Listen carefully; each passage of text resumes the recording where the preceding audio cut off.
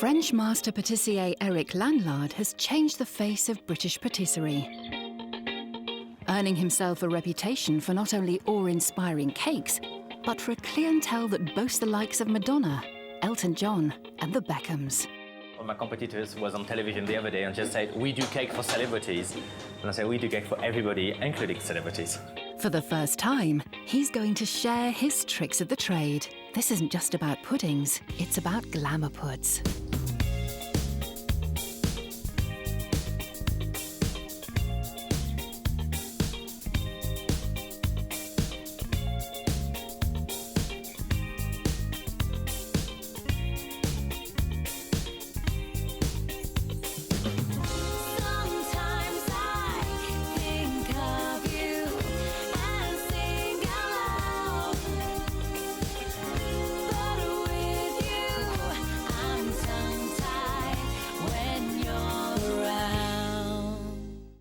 From I'm sorry to I love you, nothing says it quite like chocolate. So whether you're celebrating, commiserating, or just a chocoholic looking for your next fix, you're in the right place.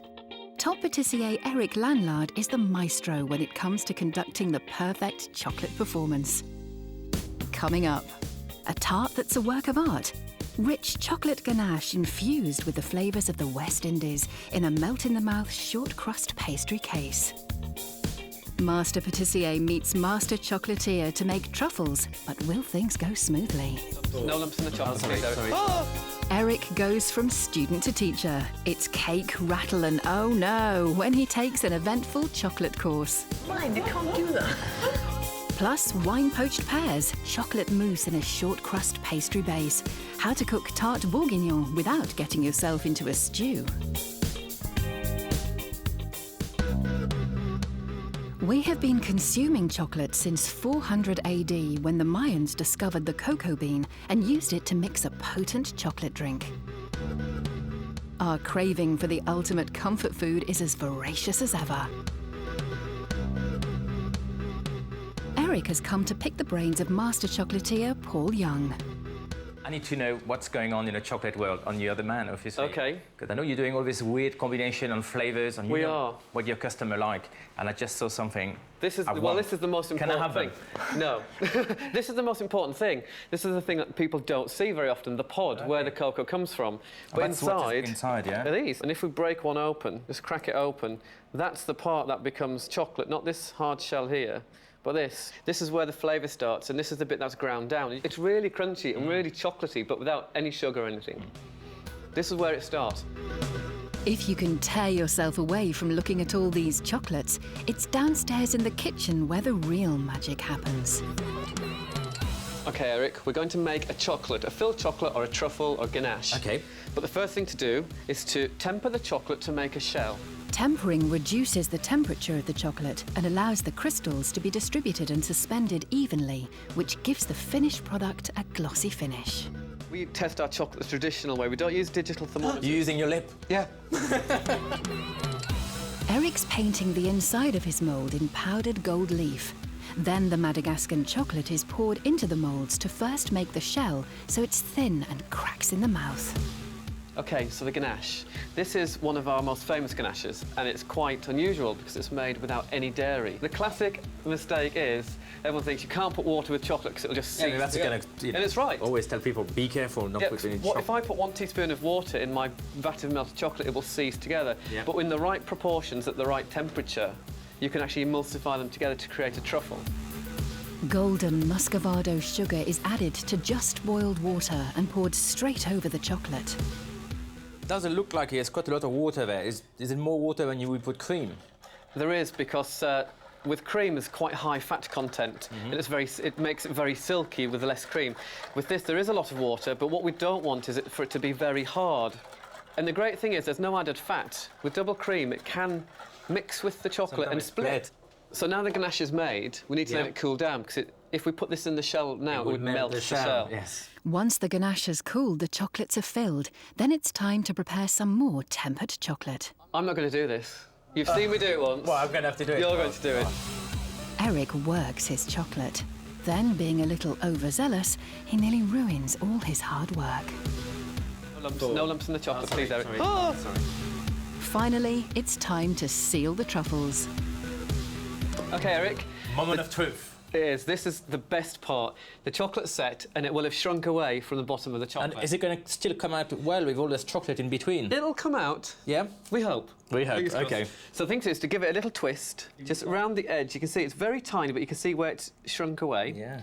We're then going to turn the chocolate mould upside down and tap. There we go. So they'll come out looking beautiful. So if you want to present them on your slate, because I'm sure that you may want to take them. I want to show the gang at back at the kitchen what I've done. Yeah, but it's amazing how much I learn again. I have to say, I haven't done chocolate work for so many years, and the bonus is it doesn't have to be fattening. You know, we learned today that you can replace the cream with some water to get some delicious ganache. So what's the excuse? None, really. So, with a head and stomach full of chocolate, Eric heads back to his South London kitchen. He's got an appointment with a spicy chocolate tart.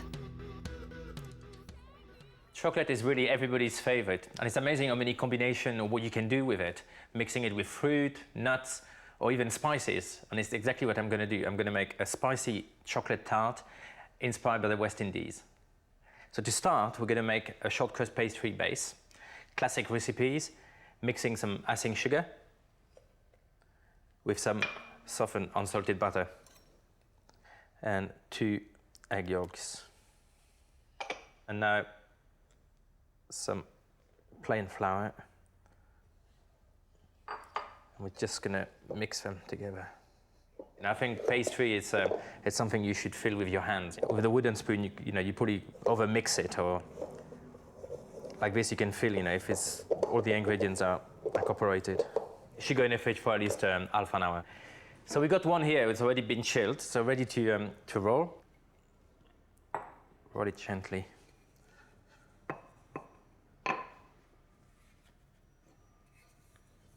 Always be gentle with pastry. The secret of rolling pastry is not to push it. It should be rolling on your worktop, really. That's why you put just a little bit of flour on it. Okay, so we're just going to lift the pastry to our ring. Just press it down. It's a very fragile pastry, but you can push it back together.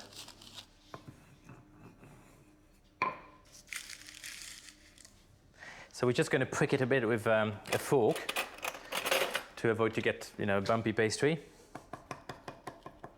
Well, the next stage is we're actually going to cook it blind, meaning cook it with no filling inside. So to avoid for the sides to come down or the bottom to rise too much, we're just going to cover it with baking paper, and we're going to add some baking beans to it, or anything quite heavy like rice or some chickpeas.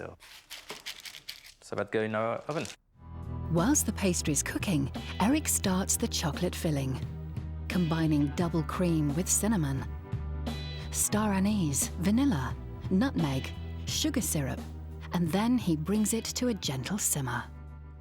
So our cream is well infused now, so I'm just going to pass it through a sieve. And the heat of the cream is going to melt the chocolate. And it's a Caribbean chocolate. Well, the cocoa bean comes from the Caribbean, from Trinidad and Tobago. It's almost acidic with the flavors. You don't want to be sweet, it's something that should be not sweet, because the decoration is going to be quite sweet with the nougatine, so I'm going to add some unsalted butter to it.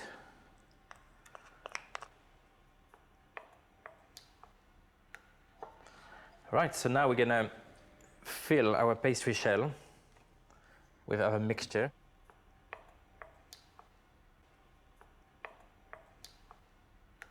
So that's going to go in the fridge to set, probably just like for 20 minutes or something like that.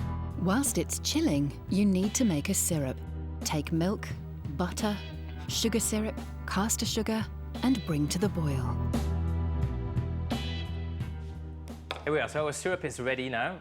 And this is the kind of consistency we want, like a very thick syrup.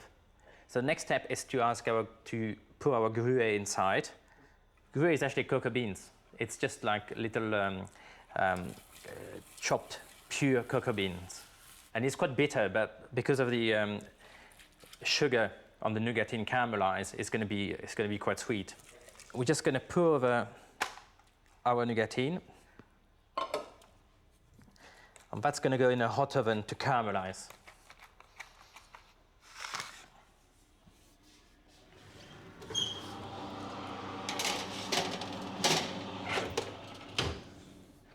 Right, so the tart now is out of the fridge. It's all set.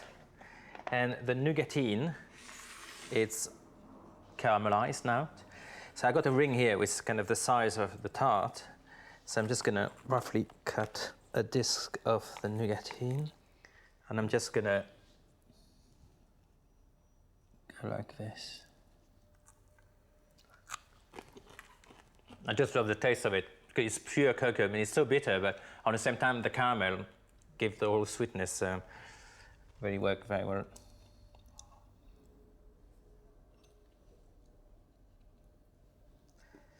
Here we are, spicy chocolate tart, truly inspired by the West Indies.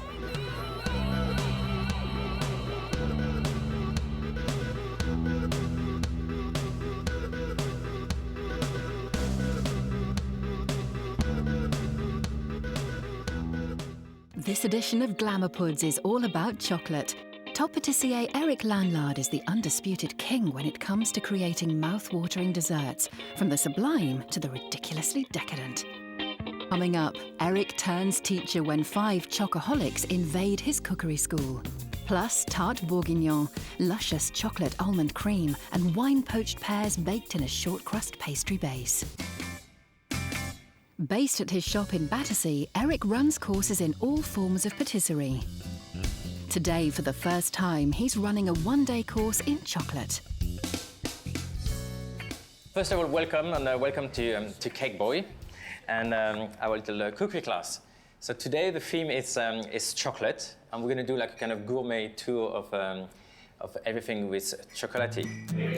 Well, we got a daughter who is a talented cook, and I always call her when I want to do something, and she gives me sort of advice on the telephone. It should really be the other way around, because I used to call my mother, but I have to call my daughter. Claire wants to learn as much as she can today about chocolate for an important date in her diary. Eric's such a fantastic cake maker, and it's my daughter's birthday next week, so it's an opportune time to learn how to make a really good cake. Ricky is an actress and a model.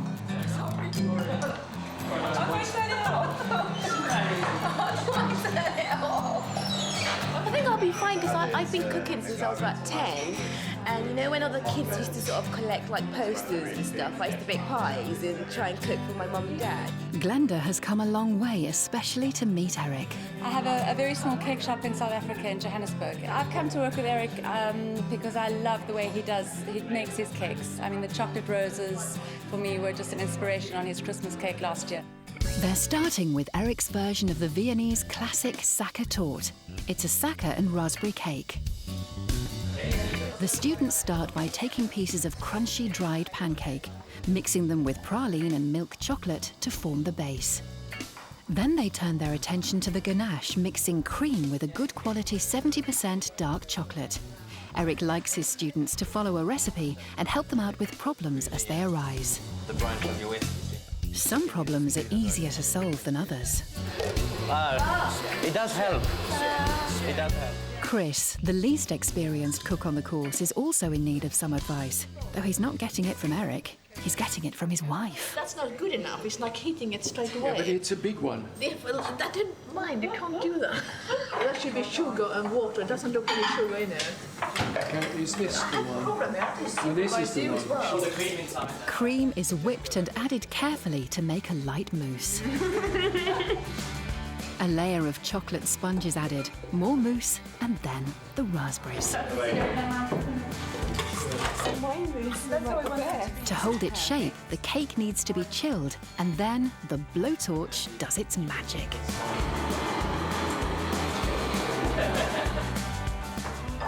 That's it. Amazing. Amazing. Then a layer of chocolate ganache is carefully spread. You can see why you have to pay a few bob for a cake. And now this one should sort the men from the boys. It's time to decorate. We can make a rose.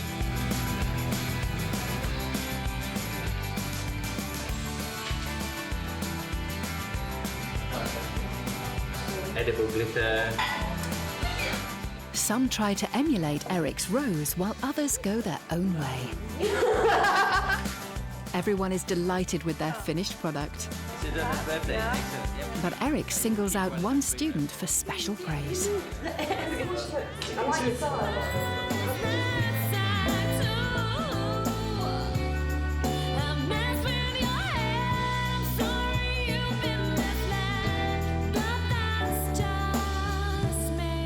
After thinking a lot about it, I have to say, I think Chris deserves the gold star. Chin chin. Thank you, thank you. My daughter now has a fantastic birthday cake. My cake was amazing. I haven't done anything like it. I enjoyed it tremendously. I learned a lot. Yeah, I really did. I didn't know you had hidden talents, and from now on he's going to do the puddings.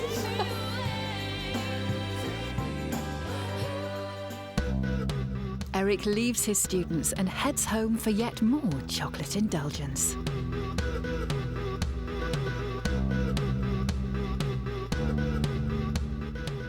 Another delicious chocolate recipe, a tart bourguignon.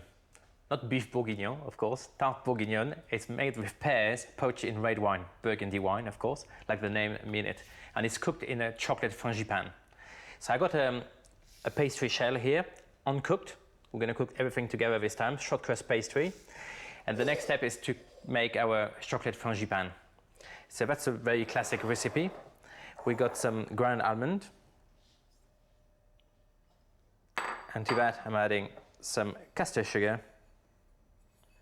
And when you do some baking, always use caster sugar. Don't use granulated sugar because it takes ages to dissolve and it could be gritty. So I'm just mixing them a little bit. And to that, I'm going to add cocoa powder. Pure cocoa powder. Don't even think about using hot chocolate mix or something like that. So we're going to mix them well together. And this recipe is a take on a very traditional recipe. It's called Pear bordalou, who it's pure almond cream with poached pears. So I just, added the chocolate and poached the pear in wine. And we're going to add some unsalted butter. And we're going to cream the whole thing together. You can use a mixer if you want to, but you have to be careful because cocoa powder do fly everywhere, so don't go too fast. So, gonna add the eggs.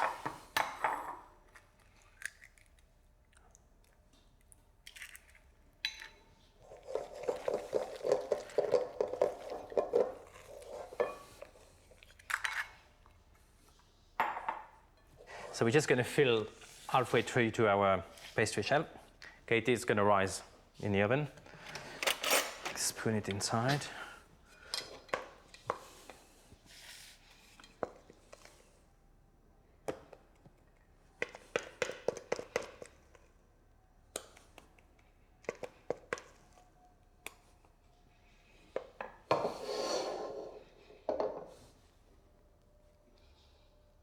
That will do. So we're going to keep that aside and we're going to prepare the pears. So I'm using some pear Williams, sweet pears. We don't want them too ripe, but not too hard as well. We're going to poach them, so they're going to be softened. The ideal really is to try to do that the day before, so they're really soaked in the wine and they get the colors as well. We want them to be bright red to give the big contrast with our chocolate frangipane.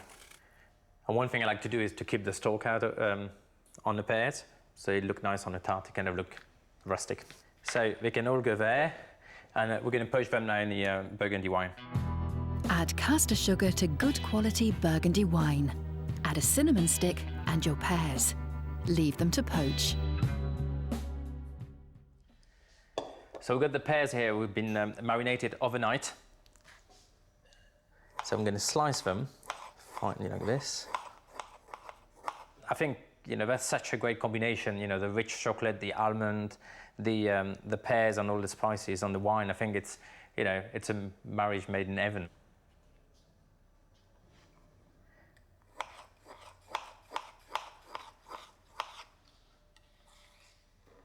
A few flaked almond on the edges like that, just to give a nice finish.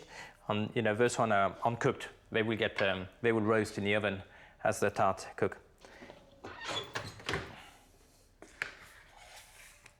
Here we are. Look how lovely is this. Bright colors, and the smell is just amazing. Perfect, perfect. So we're just going to loose it up with a knife to make sure we can release the ring without breaking the pastry. And just before I do that, I'm going to brush it with some sift apricot jam, hot apricot jam, just to give it a little professional touch. And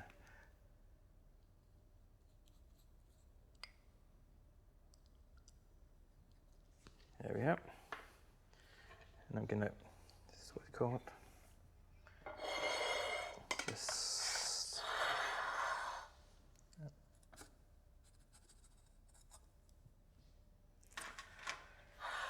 et voilà, tarte bourguignonne, pear, wine, cinnamon, and of course chocolate. What more could you need?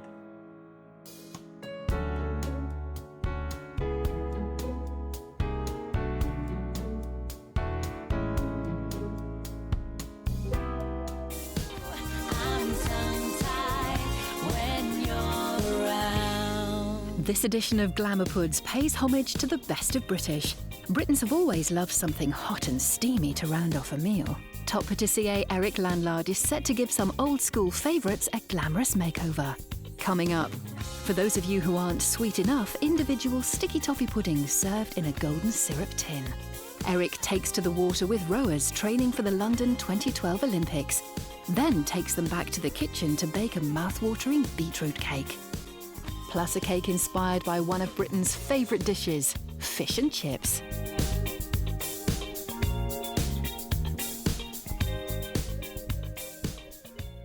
What could be more British than a hot sticky toffee pudding?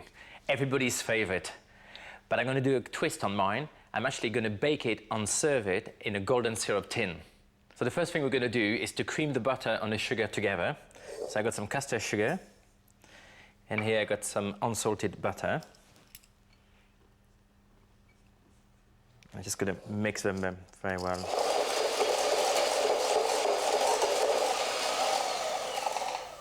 So I'm just going to add some eggs to our mixture.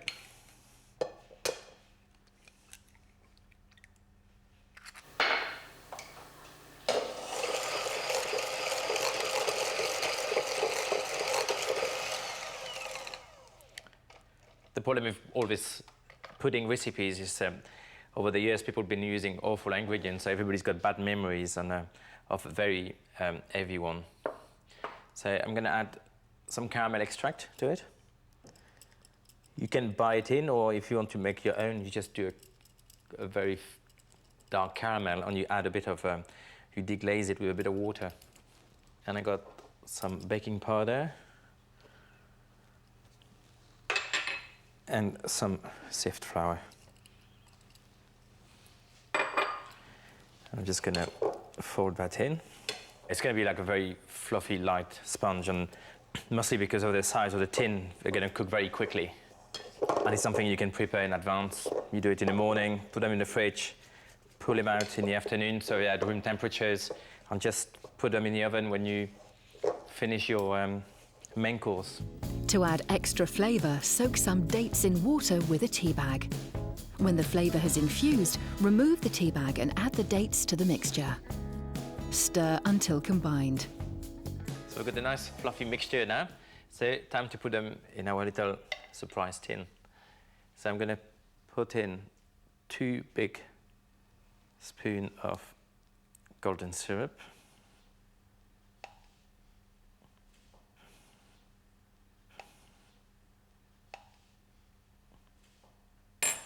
Just going to fill it halfway through with our mixture.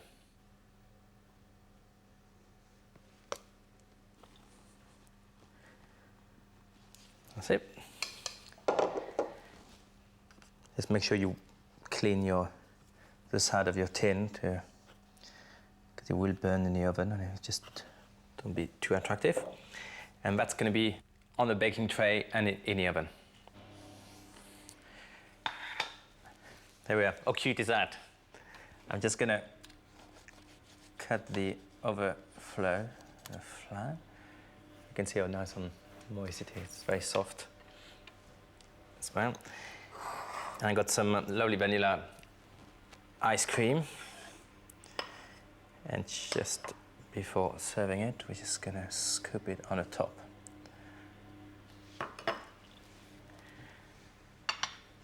Here we are, what a way to finish a dinner party with a great wow factor. Everybody's favorite hot sticky toffee pudding cooked in a golden syrup tin.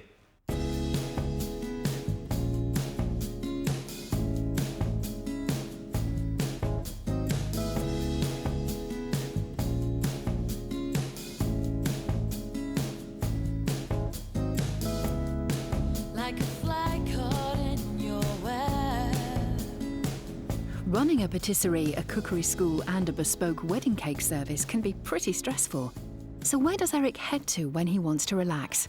Believe it or not, it's his local fish and chip restaurant. Oh, thank you. Well, you know, sometimes, you have to get away from everything. Mostly after a long day at work. And, I got some few special places around work, around my house, living locally, where I just like going, they're my little hideaway. And this is one of them. And surprise, surprise, it's not a French bistro where I'm gonna have a steak frite. It's actually a fish and chip place. How British is that? Wow. But it's not long before Eric starts thinking of cakes and desserts again.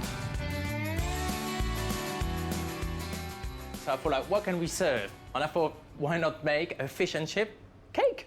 So we're gonna make a novelty cake who look like a plate of fish and chips. What fun. So the first step is to make our fish, surprisingly enough. So I got a piece of fruit cake here, but you can use a sponge or you can use, anything else. But the best thing about the fruit cake is it does keep for a long time. So if you're not too used to work with icing and you want to take your time about doing this, that's perfect. You know it's not gonna go off or dried up. Cut your fish shape. A fillet of fish, of course. So that's quite a good shape, to be honest. So now I'm just gonna roll some icing over it. Just plain white icing. And I'm not using royal icing, I'm using what we call easy roll icing. It's ready-made and it's better, okay? It doesn't dry out, so it's still soft. Roll out enough soft, easy roll white icing so you can cover the entire fillet of fruit. But that need to dry before you get painted a bit. So, usually you need to leave it at least overnight. So I got one here we had done yesterday. We're gonna start painting it. So I'm using some food coloring and diluted with some boiled water. I'm using the food coloring almost neat, so to do the darker shade. Here we are, I think that's good enough for the moment. We can always touch it up when it's on its plate. So let's move on to do the newspaper, because they have to be served on newspaper, of course. So to start, like you do with the newspaper, you start with a white sheet. More easy roll for the newspaper. The next stage is to crinkle the newspaper on the plate, and I'm actually using a real plate for this one. If you are going to give it away as a gift, maybe put like one of this paper plates, quite a strong one. Place the rolled out icing on a plate. Ruche the corners to create that crumpled page look. So it needs to dry, definitely overnight. And that's what you really want to achieve. With black food coloring, design your page. You can personalize the heading of your fish and chip cake if designed for a friend. And it's very important you do your chips right, because we all been to fish and chips and we know they're not French fries, they are proper chips. More icing. And remember, like snowflakes, no two chips are exactly the same. So twist and mold the chips and then place them so they look like they've been randomly served on the newspaper. Add low lights with yellow food coloring for that deep fried look.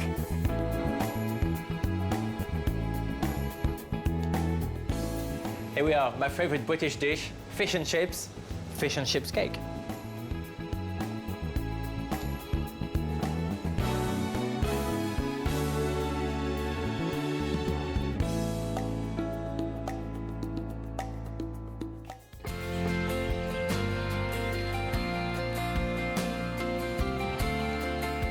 has come to Henley-on-Thames to the oldest rowing club in the country. The Leander Club is where Sir Stephen Redgrave learnt his trade, and they brought back an incredible 13 medals at the Beijing Olympics. That really does make them the best of British.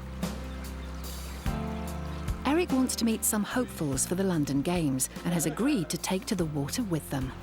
Right, let's go. Flat on the water. That's it.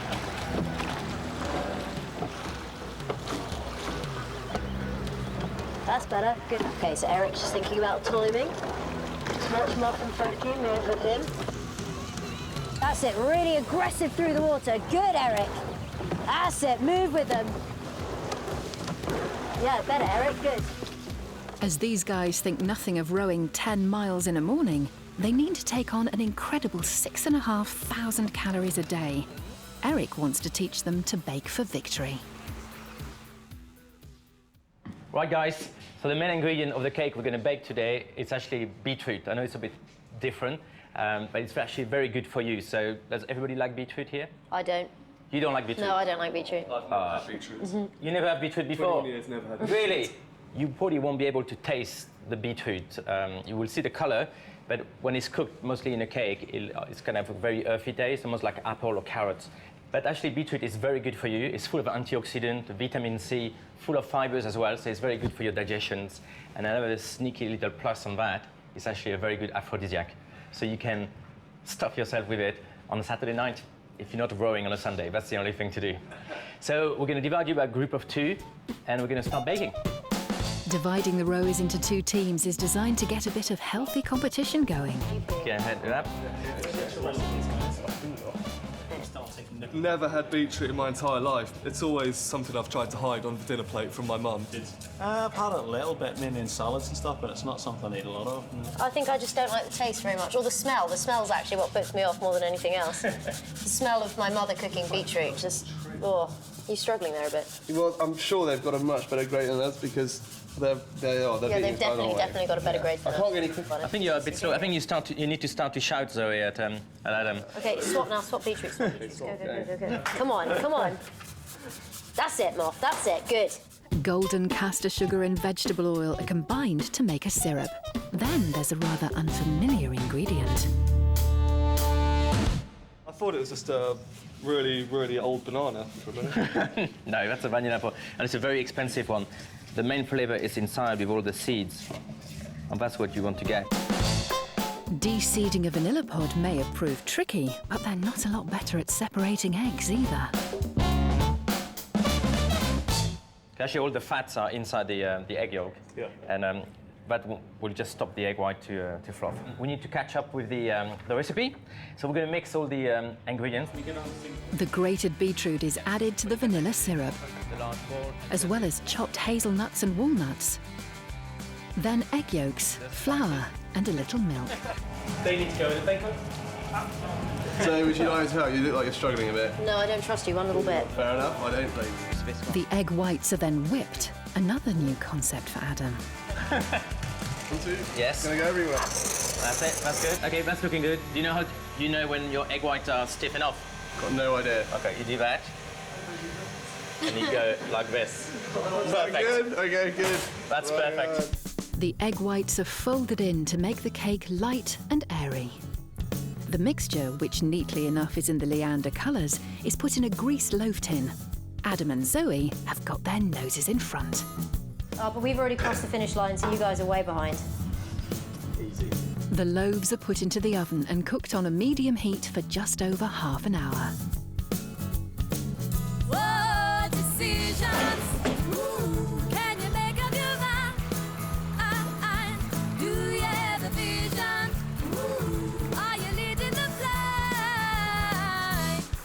The club's outstanding performance at the Olympics with its huge haul of medals has inspired our young rowers. Well, obviously seeing the men's 8 win, that was good, and knowing a lot of guys in that crew, that was great to see them do well. We all came down to the club and watched it all as a group on TV, and lots of shouting and cheering. Like, it felt as if you were sort of there beside the guys, but yeah, it was brilliant. So it's a big inspiration for us then for London 212. Right, the oven is beeping. It's been in for 40 minutes. It's got a slow oven, this one. So I'm going to pass it on to you, and you can just turn them around before they start to cool down. The cakes are loosened and turned out. It smells amazing. It smells really good. Not like beetroot, which is definitely a positive thing. They're glazed with apricot jam loosened with a little hot water, then topped with chopped hazelnuts. The guys are rightly chuffed with their efforts. Even the beetroot doubters seem pleased. Yeah, no, it's good. There's still a little bit of beetroot, which I think I could do without, but definitely better than I thought it would be. Good. Next, it's to the clubhouse. What will their hungry teammates make of cake with beetroot? You think beetroot, you think, well, that's not meant to go in a cake, is it? But it works. It's good. Probably the best I've had. Yes. Good man. Surprisingly okay.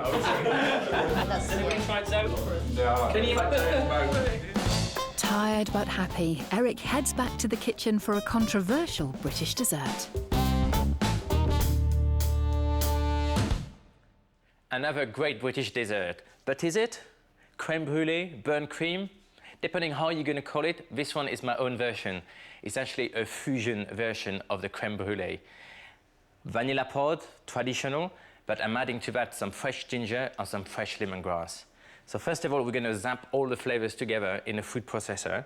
So I'm going to chop some lemongrass, a whole vanilla pod. No need to scrap the thing. They're all going to be zapped together. And a good chunk of fresh ginger.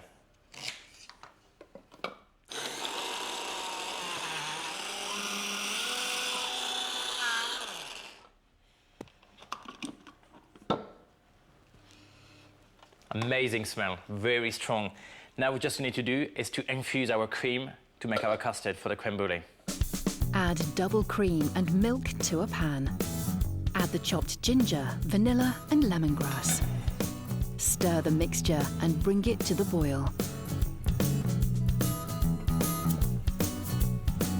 So our cream nice infused with all the lovely flavors. I'm gonna mix the eggs with some sugar. And of course you could infuse your creme brulee with other flavor. It doesn't have to be those kind of Asian flavors. You can do it with lavender. Put some fresh berries inside as well. It's lovely in the summer. So you can be creative and surprise your guest.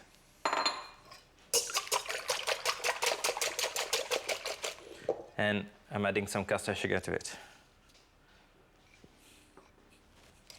So you can do that the day before and leave your creme to set after they've been baked in the fridge overnight and brulee them just before your guests arrive.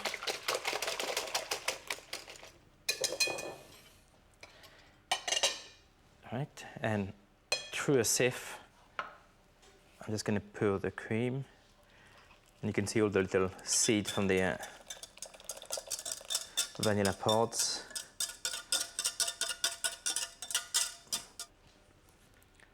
Don't use a sieve too fine as well, because you're going to lose all the vanilla pods. It's always nice to see then. Just going to give it a good push as well, just to get the final juice out of this ginger and lemongrass.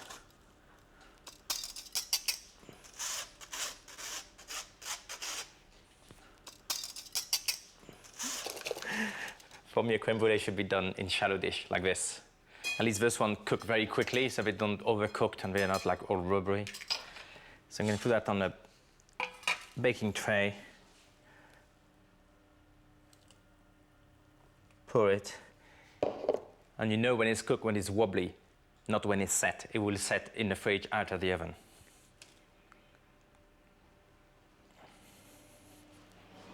The burnt cream, or creme brulee, needs to go into the oven for around 45 minutes.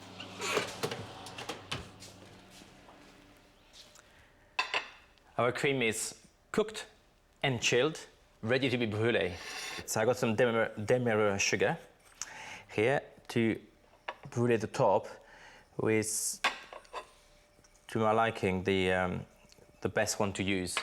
If you use white sugar, granulated sugar, or caster sugar, if it doesn't burn as well, then it's just to go black. So So I just sprinkle all over it. And you don't want to put too much as well, because you don't want to oversweet the cream and having those bits of sugar in your teeth.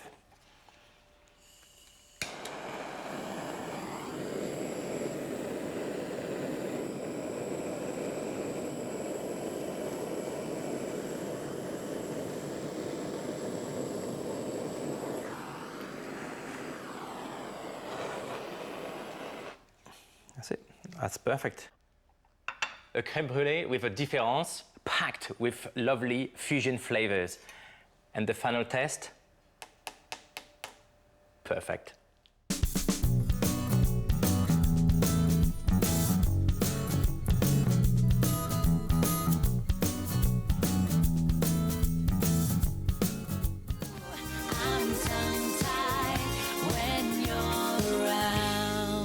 Sometimes you just feel like throwing caution to the wind and the diet out of the window.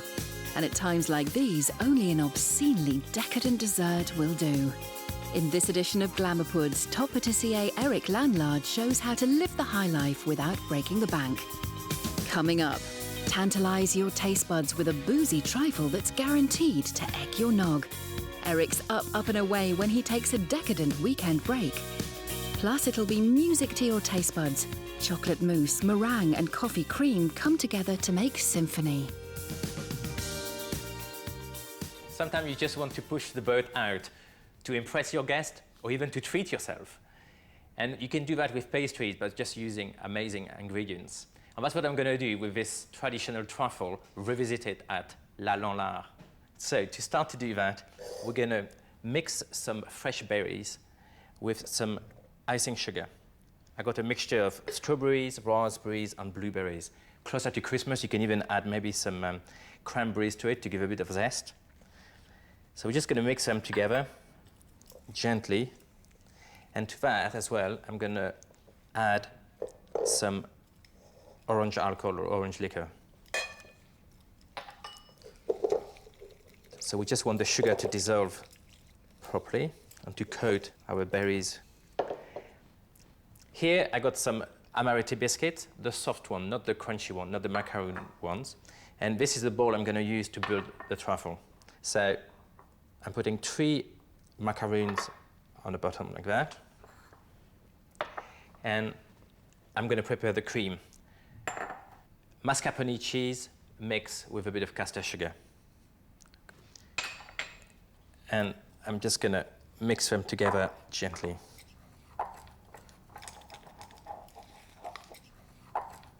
I mean, it's much better to have it done in advance. You can sit in the fridge, all the fruit and all the flavors set up together. But I won't do it the day before, because it will go all soggy. The macaroon will soak all the juice, and it's perfect. So, get my bowl back here. And here I got some red berry compote. You can get some bought in if you want to, or you can make your own one, but just reducing fresh berries with a bit of sugar on the stove and let it cool down. So, just covering the biscuits. What we want to do really is to see the layers. Gonna get the berries. So you're gonna get the flavors of the orange, the amaretti biscuits, and there's more to come. I mean, this is pure indulgence, really, But whipped cream would be perfect. Okay, that's perfect. Get to the nice layers. So I'm going to put that in the fridge, and we're going to make the custard for the top, special custard. Place egg yolks in a bowl and whisk thoroughly. Add sugar and flour. Whisk until pale. Then add warmed milk. Return the mixture to the pan. Stir until the custard has thickened. Here we are, our custard or creme pâtissière is cooled down now, so we can finish our trifle. So I'm going to add to it the secret ingredient, very 70s eggnog to it.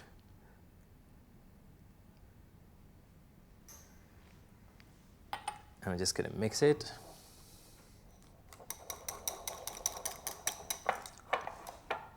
And a bit of vanilla extract.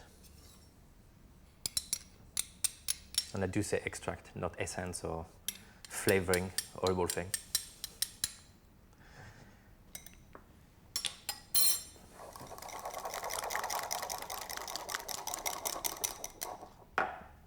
It's perfect. And we're just gonna spoon it.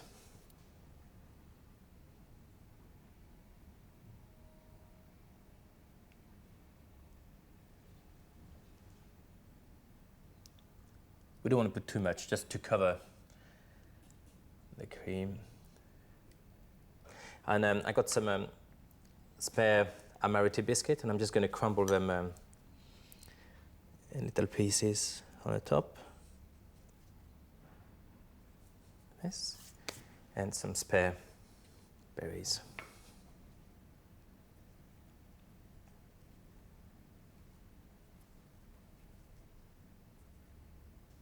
Final touch of icing sugar.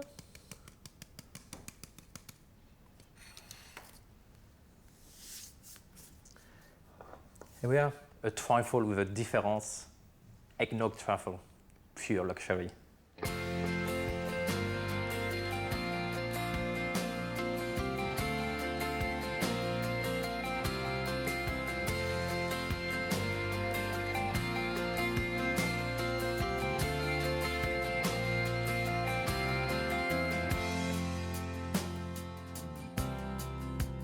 Sometimes you just want to live a little, no matter what the cost. And for Eric, there's only one way to go, and that's up, up and away for a weekend of decadent self-indulgence.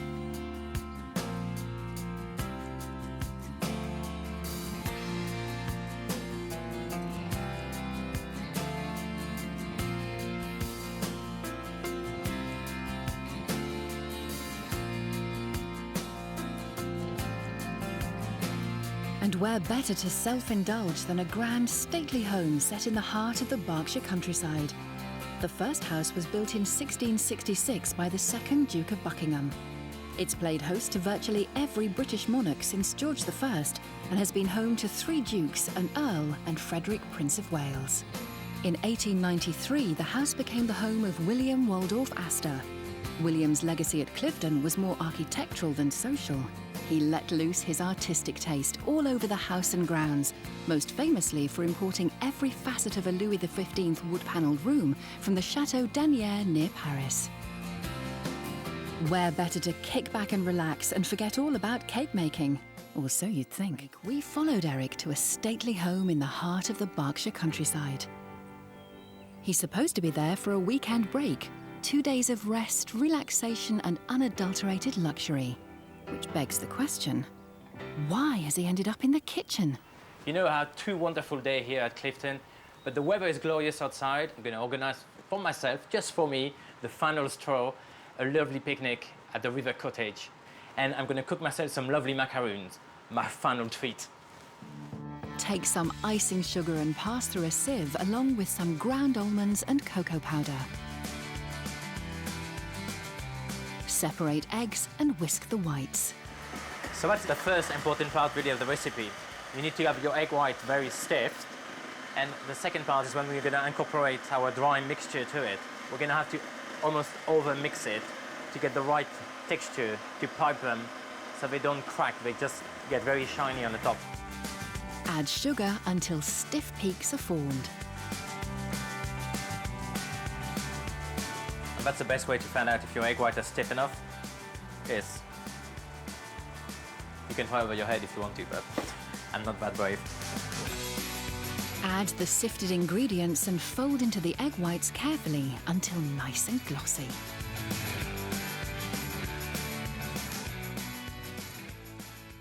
So I'm just going to pipe them, like the size of a coin, really.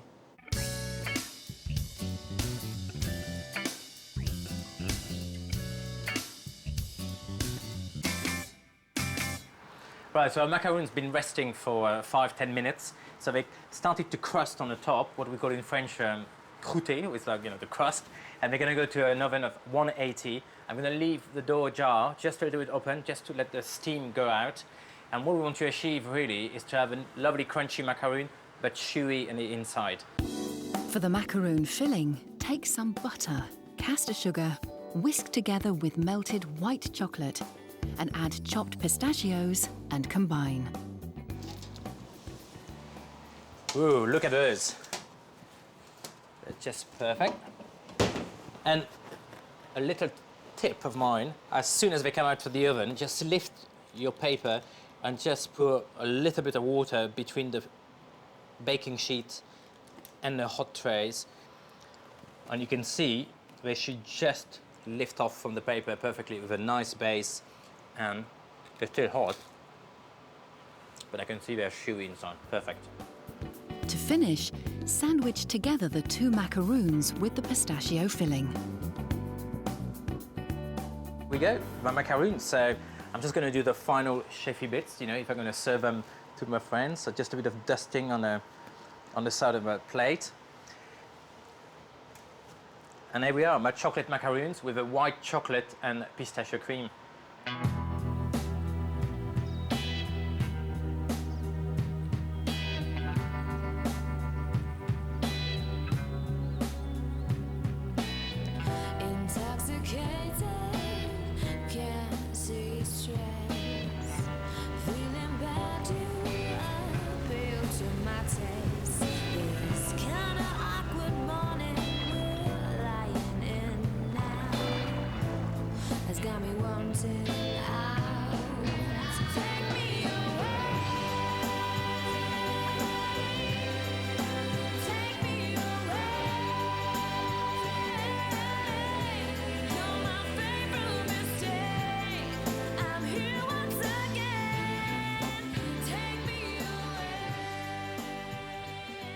Wait for this one.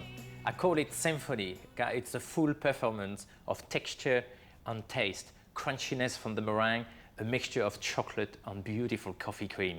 So we're going to start by making our hazelnut meringue. So I got some icing sugar here, and I'm going to sieve it with some ground almond. We want something quite smooth, and sometimes when you get your ground almond, you get some little bits and pieces inside. So I'm just going to pass it through. And actually, we're going to make a meringue Italienne.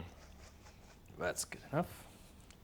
And here I got some roasted hazelnut, which has been chopped roughly.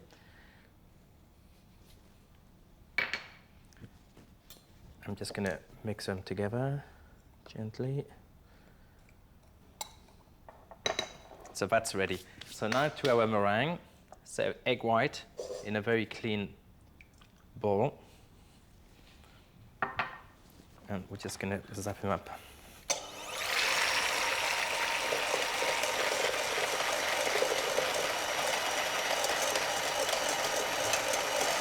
And now I'm pouring the hot sugar syrup as I'm still mixing. To make the sugar syrup, dissolve caster sugar in boiling water. Reduce till you get the desired consistency.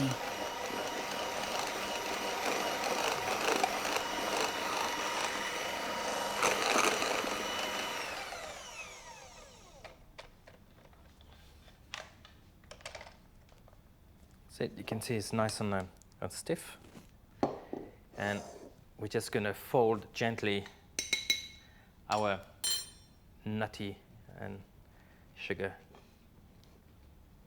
You need to really lift it gently with it.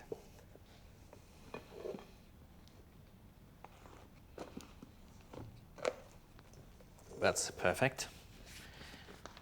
Going to use a piping bag. And we need to pipe a disc of meringue a bit smaller than the size of your ring you're using. So that's the ring we're going to use to build our cake later on.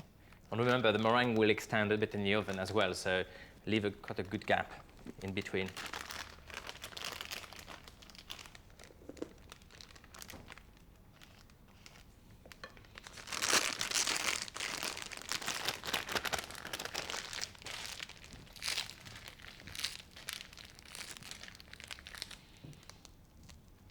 And I'm starting from the center. I'm just piping around. like this.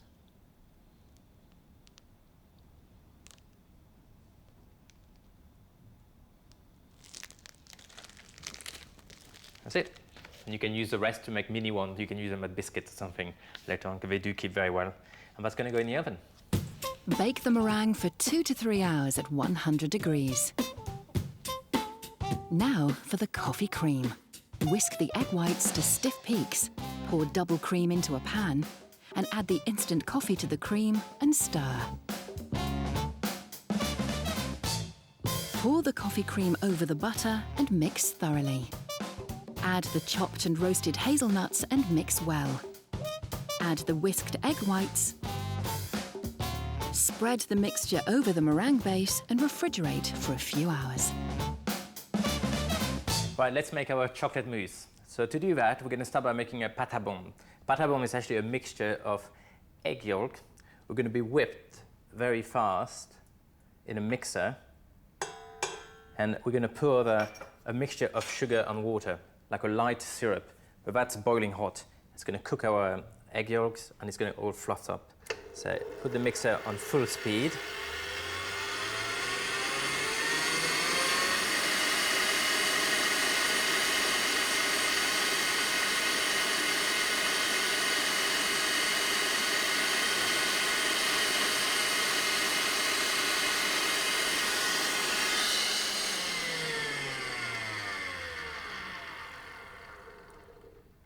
And that's ready.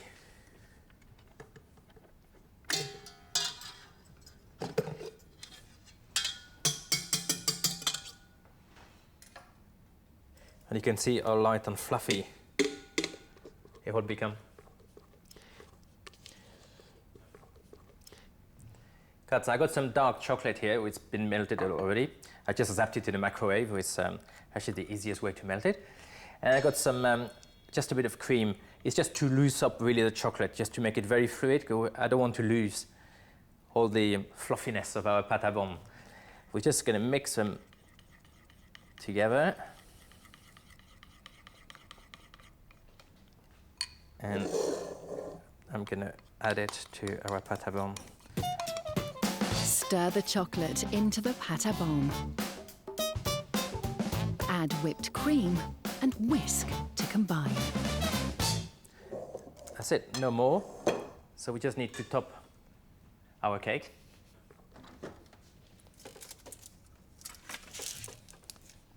You can see the coffee cream is actually starting to set. And I'm just going to fill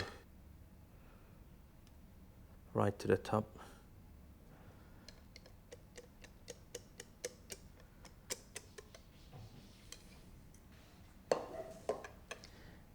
And smooth it up with a palette knife.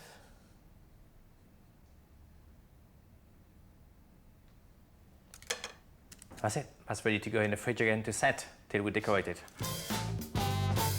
Next, make the ganache. Pour some milk into a pan. Add the cocoa butter and chocolate. Stir until melted. Final phase of our cake. We're almost there, we're almost there. It will be worth all the trouble. Lift the cake, it's set now, and with the blowtorch, we're just gonna loose the ring around.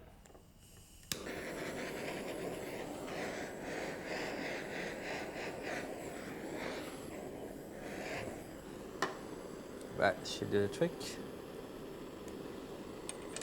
That's it. And gently lift it on your serving plate.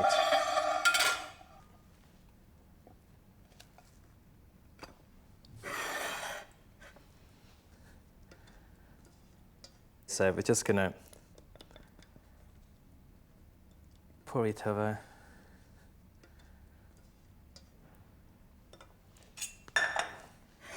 With the palette knife, I'm just gonna push it on the side.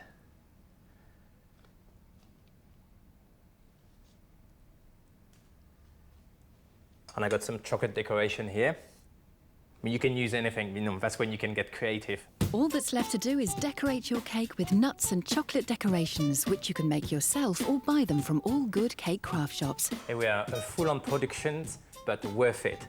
A real symphony of taste and flavors. Life can't be more decadent than that.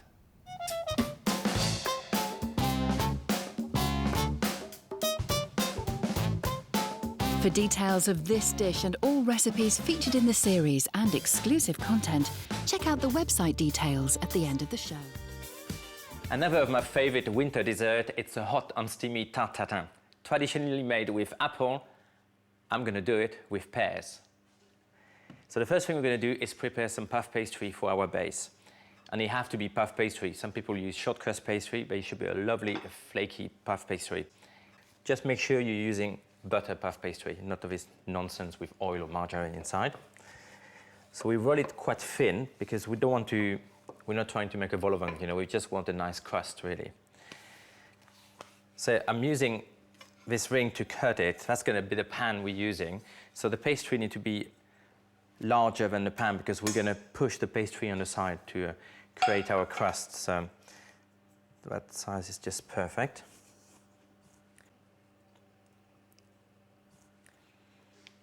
The good thing about this dessert is very rustic and it doesn't have to look pretty.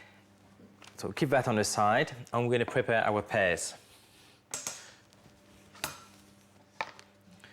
So I'm using some Pear Williams, but you can use any pear, not too soft because they are going to cook for quite a long time in a hot heat of the caramel, so they need to be quite hard.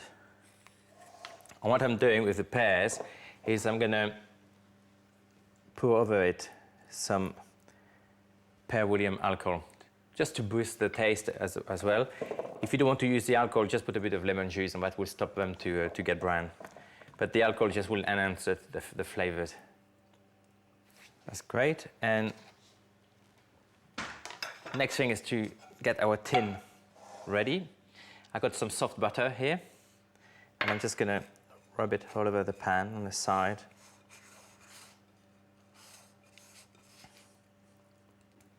That. And I'm just gonna sprinkle some preserved sugar all around it. The juice will actually kind of set a bit like a jam, so it will be easier to serve and instead to run everywhere on your plate. So it will keep, mostly when you leave it to rest, so it's quite a good thing to use. So just buy some preserved sugar to make jam and just use it inside. And now we're ready for the hot action. We're going to make the caramel. Add caster sugar and melt until caramel forms and add a cinnamon stick. Place the pears snugly in the tin and leave to simmer in the caramel. Here we are. Our pears are beautifully caramelized now. So time to put the pastry before to put it in the oven. So just lift the pastry all over it, give it a press and just push it down in a gap between the pears. And you can move the pears around to push the extra pastry on the side. And I'm gonna take a small knife and I'm gonna do some little holes so all the steam from the juice and the caramel can come out.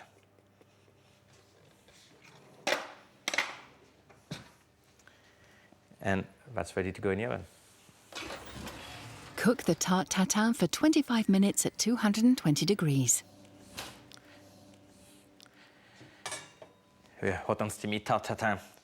You can smell the pears and you can smell the cinnamon as well. It's coming through. So, now moment of truth, we have to turn it around. So I'm going to loose it up with a knife on the edges. Turn it out.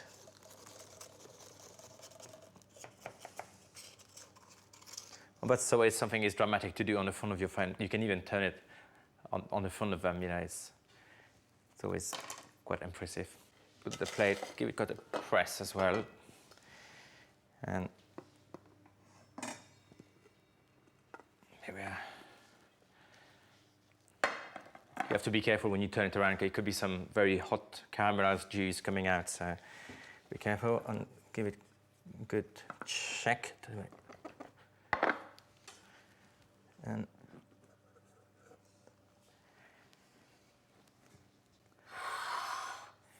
here we are, a perfect hot and steamy winter dessert who will have make pride the Demoiselle Tatin.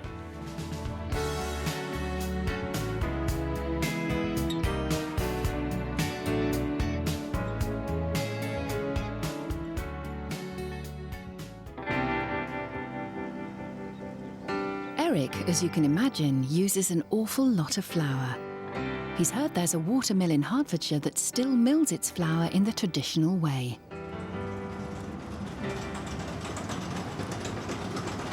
Wow, that's where it all happened. This is it. This is where the millstones are, up on the first floor of the mill. And you can see here the organic grain coming down the spout from the hopper above, going into the small hopper above the millstones, and it goes through the top stone, the runner stone, and as the runner stone is rotating just above this one stays still, it gets crushed into the particles of wholemeal flour, and the wholemeal flour falls out the edge, and then it gets crushed downstairs, where we bag it up to go out to the bakery. That's the top stone. This is the top stone, the runner stone, yeah. Which kind of weight is that? They weigh over a ton, and they have to spin at 120 RPM, so it's quite a lot of power. Exactly. Yeah. And that's run by water? It should be run by water. Most of the year we have enough water to turn the water wheel. Unfortunately, this time of year we often don't have enough water, so we have a big old oil engine which we use to provide all the power to the mill when the water is low. We only mill organic wheat, rye and spelt at Redbourne-Bury. And this is all local, yeah? All locally grown. It comes from the farm at the top of the hill, so it's grown less than a mile from here. We mill it here on our millstones and we bake it in the bakery at the front, so we've got the lowest possible food miles you can imagine. That's very good. These days people love that. They love to know where it all comes from. People can come down here, they can see it being milled, they can see it being baked, so it's all very accountable. A final question, the bell there, what's it all about? When you're milling, the only thing holding the stones apart is the grain in between them, and if that runs out, the stones can touch and you get sparks. Yes. And it used to set mills on fire. So the bell warns us when the grain's about to run out to avoid the risk of the fire. So you can stop it Absolutely, before it all happens. Yeah. Wow, it's fascinating, fascinating. Good, thank you, that's brilliant.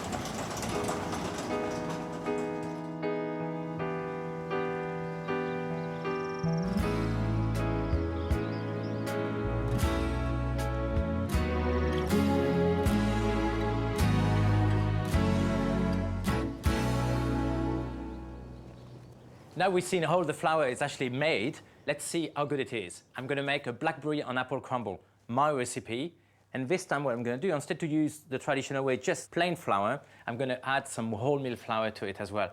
So first of all, I got some golden castor sugar and muscovado sugar mixed together. This is unrefined sugar. It's going to give us a much better taste. The sticky muscovado and golden castor sugar are mixed together. Then the equal amounts of wholemeal and plain flour are combined with soft butter and the mixed sugars, with a little being saved for later. Locally picked apples and blackberries are placed in the baking dish. A good splash of cognac is poured over the fruit. The fruit is covered with the crumble mix, keeping some of those nice lumpy bits. Oatmeal and the last of the mixed sugars are added for that extra crunch.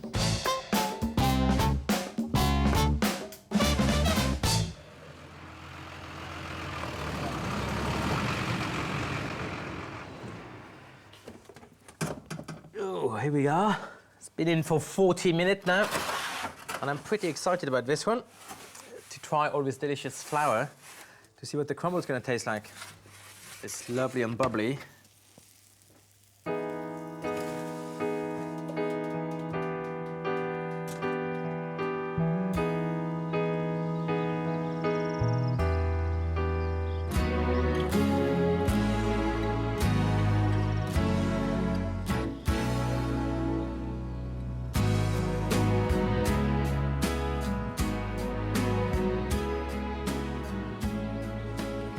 Perfect. Very good. Very good crumble. Very earthy. Perfect for a nice winter evening or lunchtime after a roast.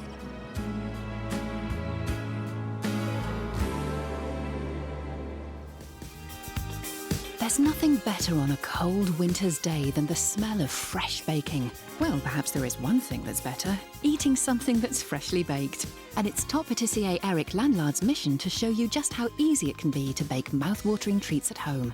Still to come, the secret to baking a perfect melt-in-the-mouth gingerbread soufflé.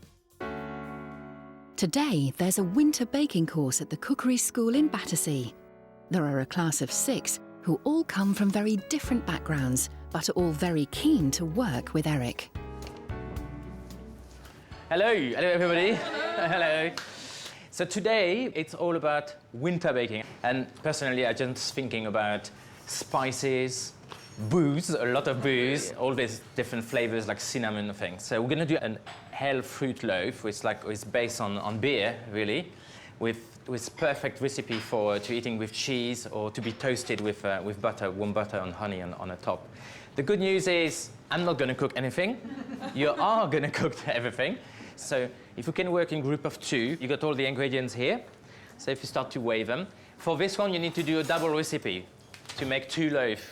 But the first thing is to put an apron because we are gonna get seriously dirty. Lois is an experienced home cook, baking regularly for her family, although she may have to help out Maria, who's just left home and admits she can't cook. Paola and Jenny are experienced cooks who are opening their own cake shop and are hoping to pick up some tips from Eric.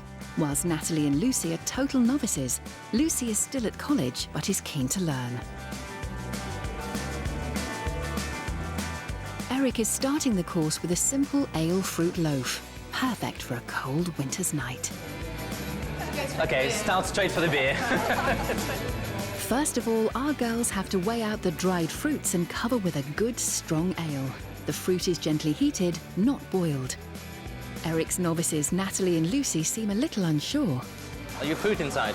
Not yet. Okay. We're sort of prepping. Okay.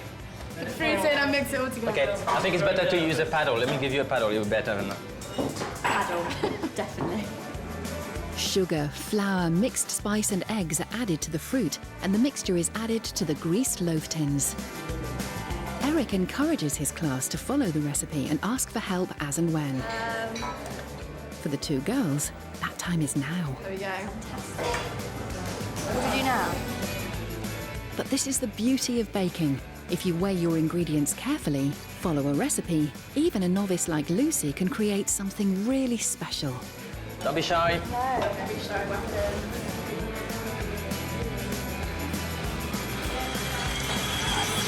There we go. Done. Right, an hour and a half.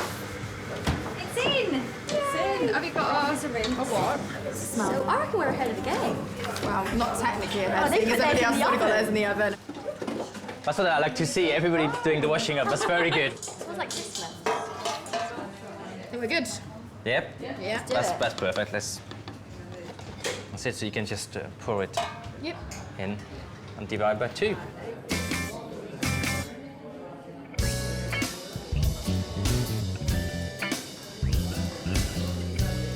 Nice recipe, wasn't it? Yes. Easy.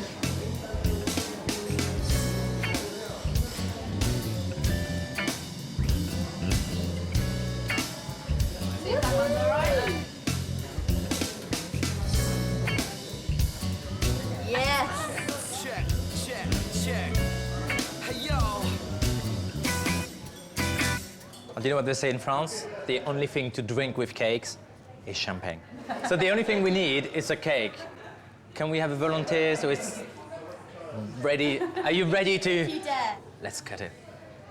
It's probably just a bit too fresh anyway, so you should leave it, for a day before you slice it. But I'm sure we will manage to. Oh, it looks lovely.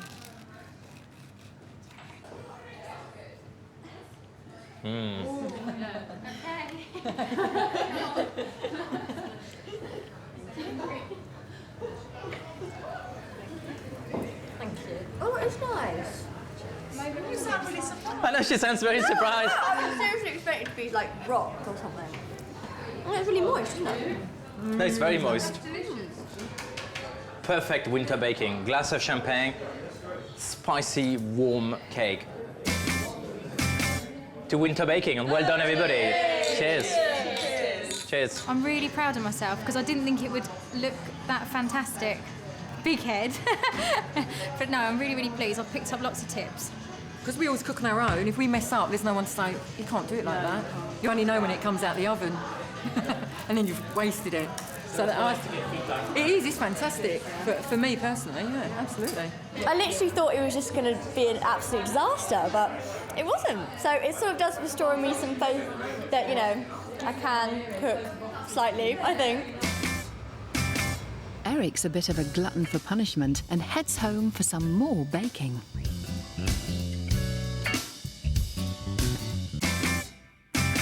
This recipe I'm going to make, it's got all the flavors of Christmas. The ingredient of a gingerbread, but in a soufflé with extra chocolate in it. Pure richness and indulgence. The first thing I'm going to do is to prepare our ramekins.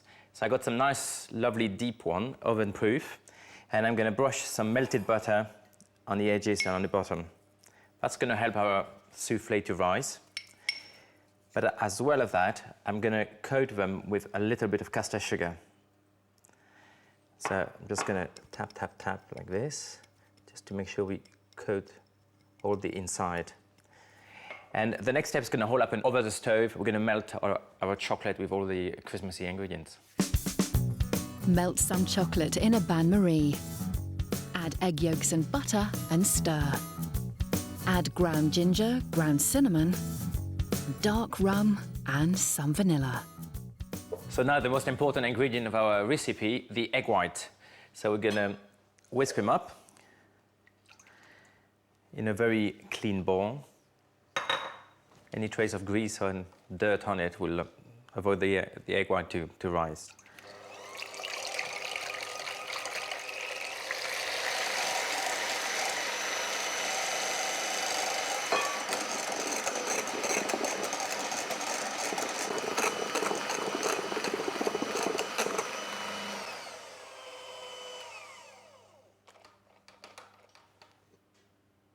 That's perfect.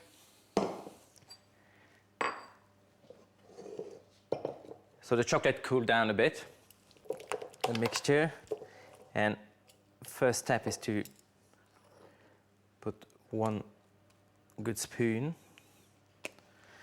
and to mix it very well. That's just to loosen up a bit our chocolate mixture.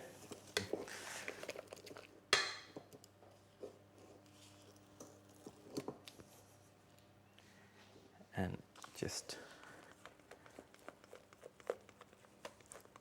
So you can prepare this recipe in advance and just fill your ramekin and put them in the fridge.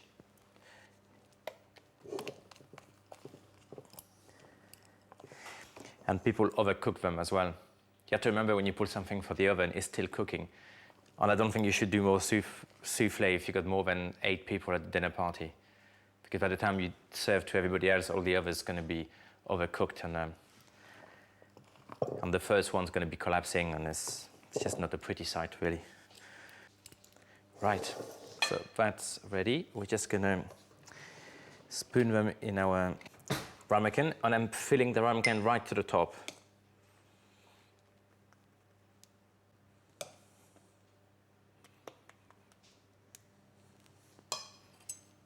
And with a palette knife, I just...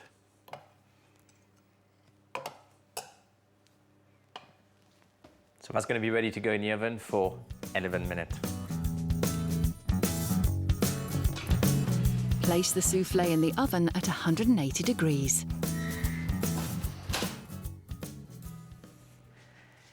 Here we are. This is exactly 11 minutes. And look at this. It's already bursting with flavors. So I'm just going to dust it a little bit with icing sugar. And I'm going to transfer it on the plate. Like this. And now the magic moment. Just cut the crust like this and open it and just pour some cold custard inside. You can see how lovely and gooey the center is. Hold the flavors of winter and Christmas in a hot chocolate soufflé.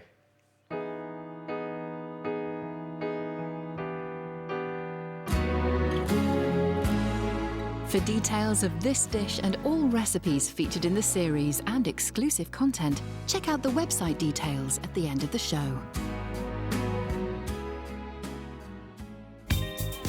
When you're around. Dinner parties are a time to pull out all the stops, a chance to show your friends what a whiz you are in the kitchen. And nothing says, look at me, I'm an accomplished cook, more than a decadent, jaw-dropping dessert.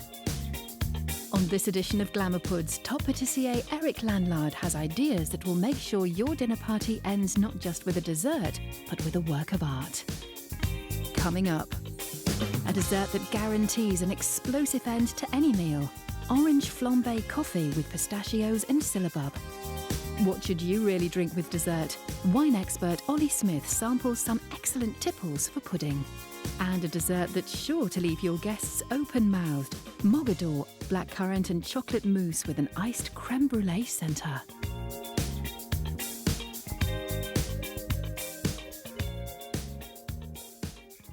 Dinner party. This recipe is going to blow away your guest. And you think I'm joking? Wait for the finale. But it's very simple to make. So to start, I actually soaked here some full orange peel in orange liquor for 1 week. So they are well soaked with alcohol. That's going to come later, and that's the extravagant finale of the party. First of all, we're going to make a syllabub made with pistachio and Cointreau. So I got some double cream here, and I'm going to whisk it.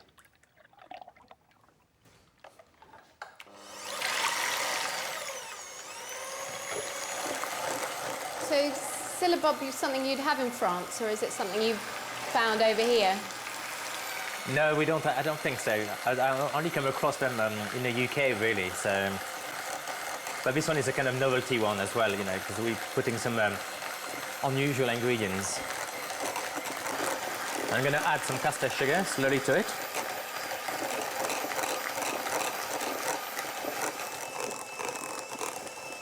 And here I got some alcohol, some Cointreau.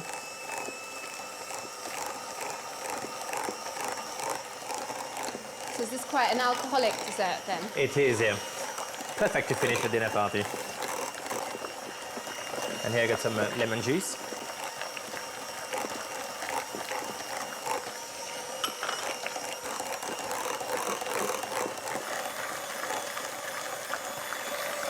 A bit of rose water to give it a kind of Middle East theme.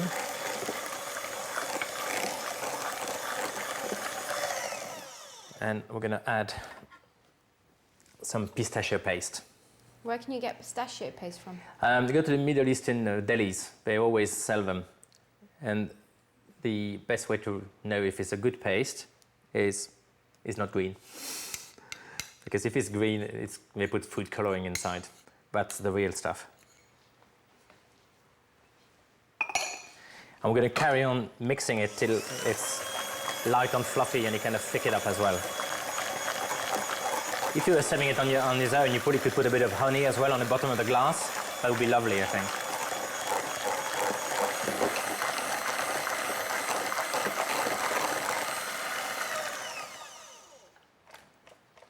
Okay, that's done.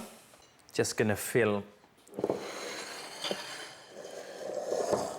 our little glass.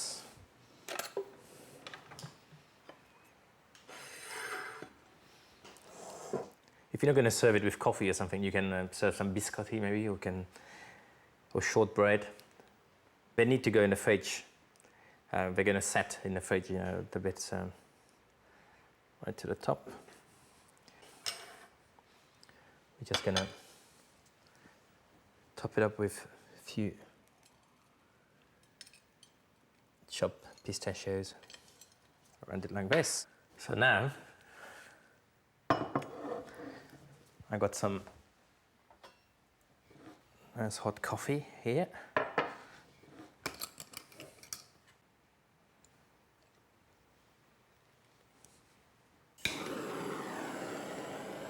So you just set it on fire, and of course that has to be done in the dark to see the flame. Drop it in a glass gently, and just pour over a hot, steamy black coffee.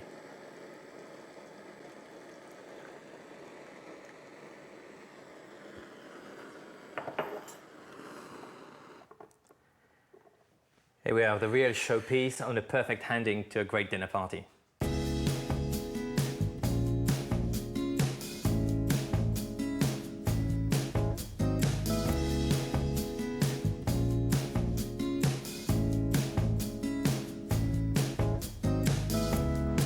Like a fly caught in your web. As Eric is very keen to serve wine that will match his desserts at his dinner party, he's come to Vinopolis, a wine-tasting venue and bar in the centre of foodie Mecca, Borough Market. He's called in top wine expert Ollie Smith to find out if serving a bone-dry Pinot Grigio with a chocolate pud is a dinner party faux pas, tantamount to putting a fondue set in the middle of the table and urging everyone to dig in. There are some rules. You want the wine to be just a little bit sweeter than the dessert. There are some big no-nos. Absolutely horrific. But there's an awful lot of wine to taste. Oh, yes.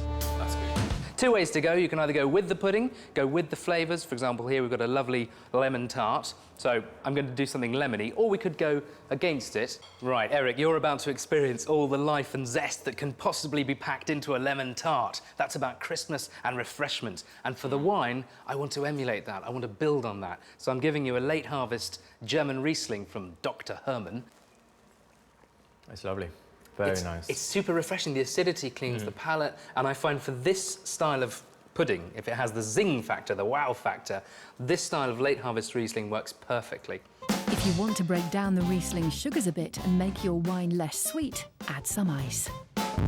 Never tell the winemaker, because he will come and find me and cut off my tenders. Really? Cheers.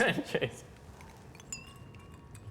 OK, big dinner party. Some don't like sweet wine. Can you serve a dry red wine with it? Well, it's a good question. I mean, of course you can. Let's try.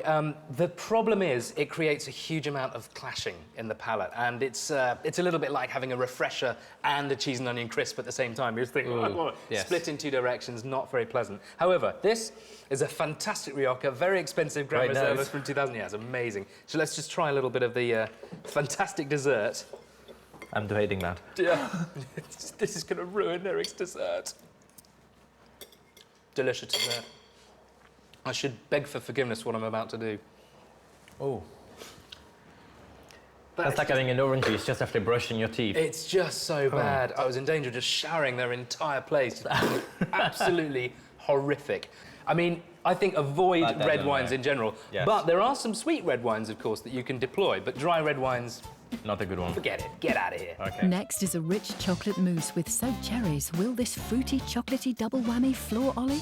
With chocolate dessert, generally speaking, you need quite robust flavours. I've got 2 options for you here today. I've got a contrast and then a sweeter option. The contrast is something completely unique that I only really discovered very recently from Bouvet. It's Ruby from the Loire Valley. And it's Rosé? No, it's sparkling red wine. Sparkling red? Yeah, red. I know it sounds really kinky, but it's something that's unique. Cabernet Franc is the grape, and the great thing about this wine is, in this dish we have some cherries, and that works so well with this style of red wine because it's not overly sweet. There's a richness to the flavour, but it's got a lightness as well to the character. It's quite elegant, and that's why I think it'll work so well with the match. You've got the rich flavours of the red wine, but it's sparkling. It's elegant. Cheers. Ooh. Very nice. J'adore. Well, we've got here the Essencia, the orange muscat from California. Richer, very sensual wine. It really smells of oranges. It's extraordinary. People will love that. I think that's a very, very popular choice. I think that brings out, for me, the unctuous nature of the dish, the richness of it. It's also quite cleansing on the palate. It's a weird thing with sweet wine. I always find it makes my mouth water. It's enlivening and exciting in its own way. That's almost like wrapping the cake in honey or syrup and just having it drizzle down your throat. Very nice. I think the guests will love that. It's a winner. You can't impress your friend too much at a dinner party, so wait for this recipe. A soft, beautiful chocolate mousse with a hint of blackcurrant on a creme brulee in the center. And the trick of our dessert is actually we're going to freeze our creme brulee and we're going to put it in the middle of our chocolate mousse. So when you cut it, it's all going to be gooey and lovely in the center. So the day before, make a creme brulee. Traditional way, egg yolk in a bowl, mixed with some caster sugar.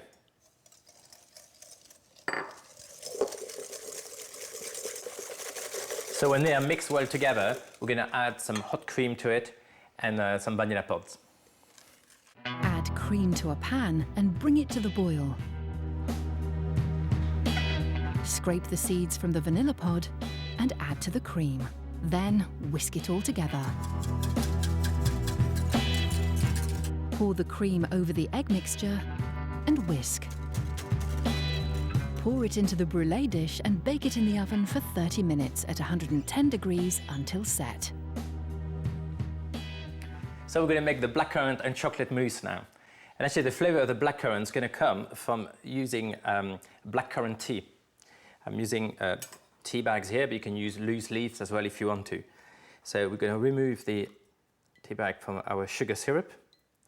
I'm going to make the pâte à bombe.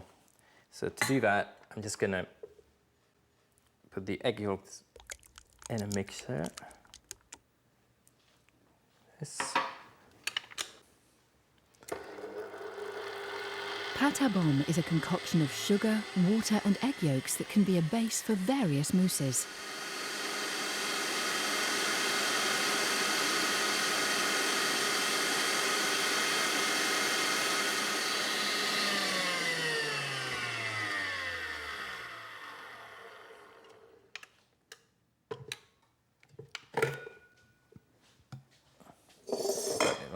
Bowl here.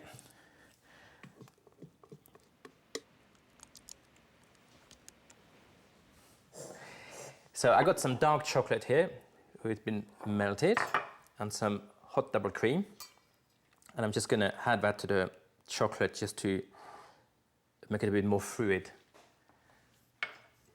So just going to whisk it gently together. We put in quite a lot of acidities with the blackcurrant inside, so we don't need a very bitter chocolate or acidic chocolate.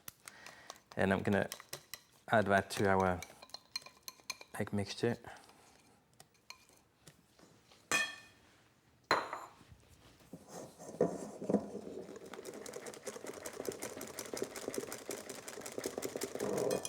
That's good. And now we're going to fold the cream, the whipped cream inside.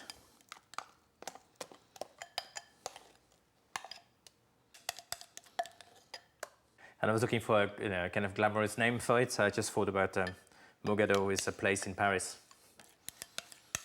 So gently we're going to fold the cream. And from here I can smell the blackcurrant, so I'm sure you will be able to taste it. Right, I'm going to use that later. I'm going to make some ganache first to glaze the top of our cake. Add hot cream to the chocolate and stir until melted. Add some butter and keep stirring.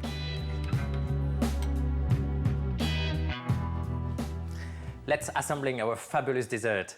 So I got some chocolate sponge here, which has been made in advance, or you can buy it in if you want to. And just to boost a bit the taste of blackcurrant, I got some blackcurrant preserve here. Good quality one, obviously. More fruit than sugar inside. And I'm just going to spray a very fine coat. And you made that sponge on a flat baking tray? Yeah, I mean, I always love to do that. It's usually on like a Swiss roll, really. And you just cut out the circle? Exactly, so you don't have to slice layers. And so I put it on the bottom of a mousse ring like this, and I'm just going to put a good layer of the chocolate mousse. And now the magic moment.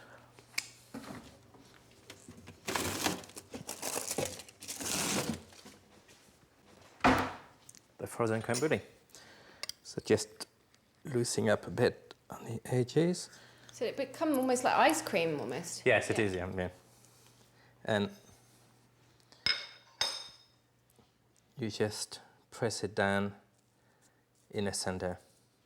And of course, when it's going to defrost, it's going to come back to the usual texture. We're going to cover it again with a bit more chocolate mousse, just to put everything to level. I've done it before the opposite way, where I'd put a chocolate creme brulee mousse inside a vanilla cream. They work quite well as well, so you can really play around with it. Another layer of sponge.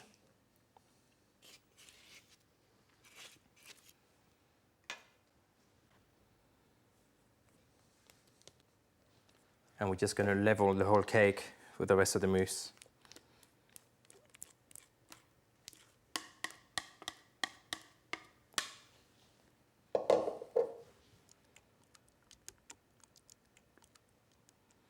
So that's going to need to go in the fridge for a couple of hours, well, maybe a bit more, just to set all together before we can start to decorate it. Once it has chilled, smooth the ganache over the cake. Remove the cake from the ring using a blowtorch. With a homemade parchment piping bag, pipe a dark chocolate pattern and fill it with some fruit preserve. Add chocolate decorations of your choice. Here we are. That should do the trick to impress your friend or your guest. Black currant and chocolate mousse with a vanilla creme brulee center. For details of this dish and all recipes featured in the series and exclusive content, check out the website details at the end of the show. So that's probably the best time of the day, really. All the hard work is done, the preparation for the dinner, and now it's time to set up just before the guests arrive. If you've been to your dinner party, they always know it's going to be something special. So let's try to make an effort and do it. Hey, yo, check this. Attention to detail is everything to Eric, and that goes for his table settings. The wine. Smell good? Yeah. And of course, the dessert. Everyone arrives and are immediately furnished with a glass of bubbly.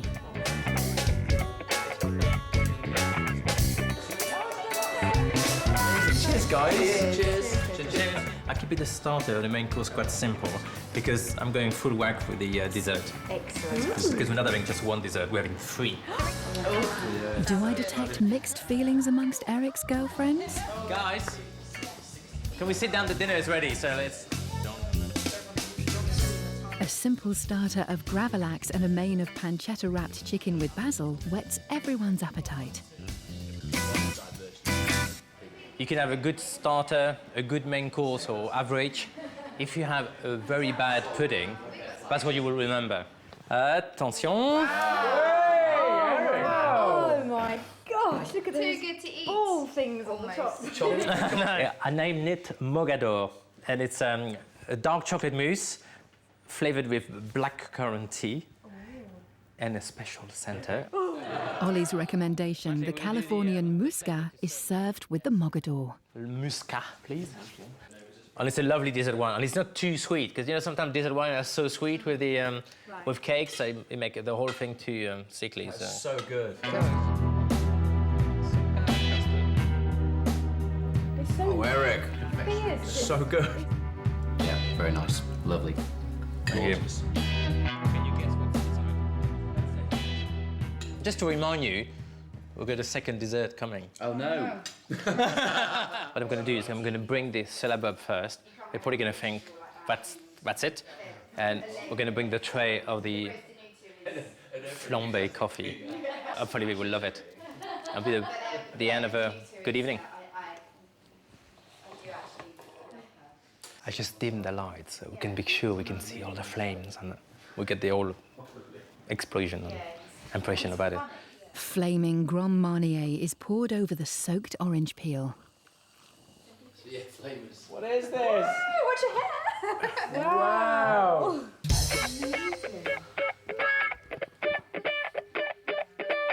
Then coffee is poured into the hot flaming mixture at the table, to great effect. And you have the perfect after-dinner drink.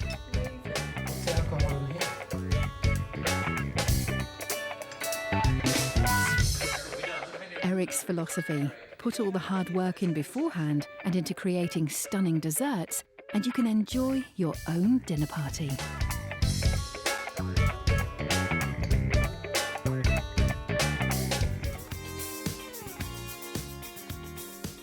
One of our favourite British traditions is the ritual of afternoon tea. From the glitz of the top London hotel to the tiny little tea room somewhere in the countryside. But I'm going to make a bit of a twist on that. I'm actually going to use my grandmother's recipe of gâteau breton from Brittany, where I've come from, so why not?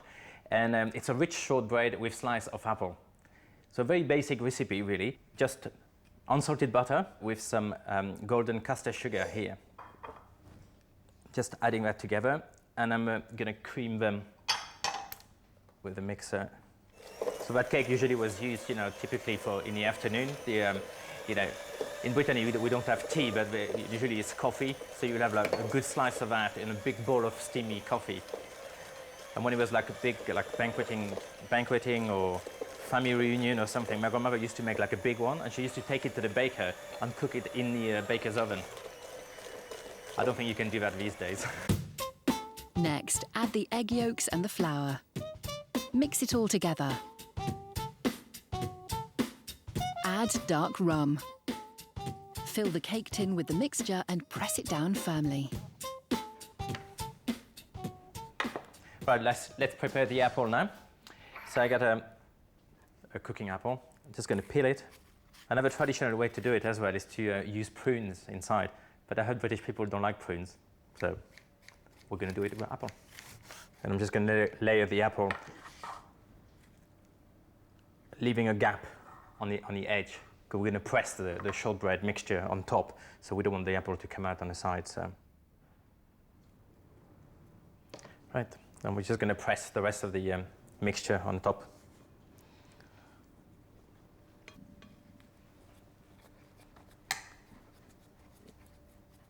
Okay, so we're going to glaze it with an egg yolk to give us a nice golden color. And the traditional design on top is to fork it like that with a...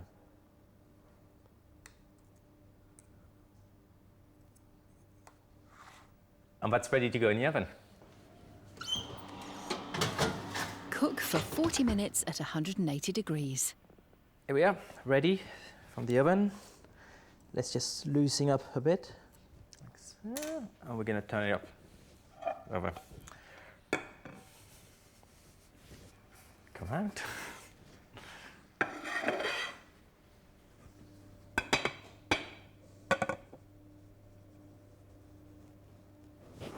Yep.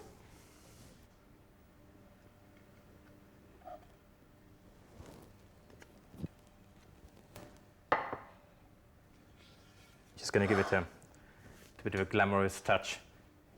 The grandmother never used to do that, of course. I got some little mini apple, crab apple, so I'm just going to dip them in some melted sift apricot jam.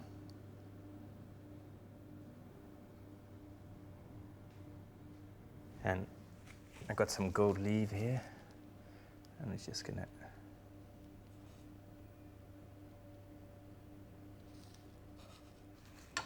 Here we are. Gâteau breton like mamie, but decoration like me.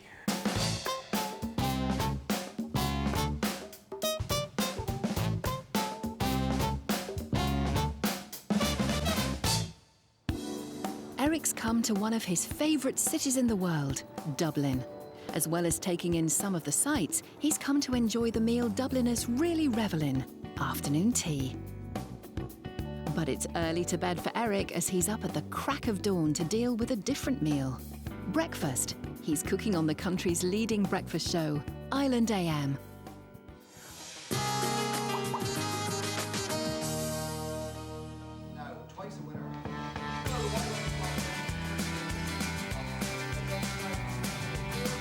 It's 7 a.m. and Eric finds himself not in the warm studio, but a shed they use as their outside broadcast kitchen. Eric's on in just over half an hour. At least we think it's Eric, but he's not just short of time, he's short of a few bare essentials.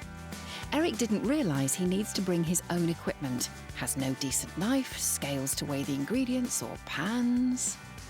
We're live in 20 minutes on a... I'm still wearing my jumper. And I haven't got a saucepan. Well, it's always very interesting, you know, to arrive in someone else's kitchen. Mostly this one where it's nothing. So I'm just getting ready. So I'm going to stick one of my items I'm going to make. I'm making a rum on golden raisin carrot little tartlets with a great afternoon tea product. The tartlet takes 20 minutes, so has to go in now if the presenters are going to get a taste. We haven't got baking trays, so it's going straight on a rack. There you go. See you later. It will be fine. It'll be fine. Now the tart is cooking, it's time to get himself tarted up. It's off to makeup.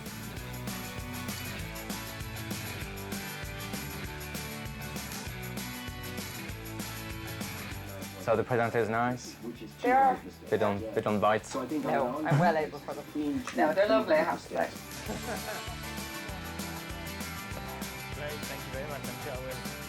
Running back to his kitchen from makeup, Eric still has to prep the tartlet he'll be cooking live on the show. We're almost there. I just need to finalize the chocolate sauce.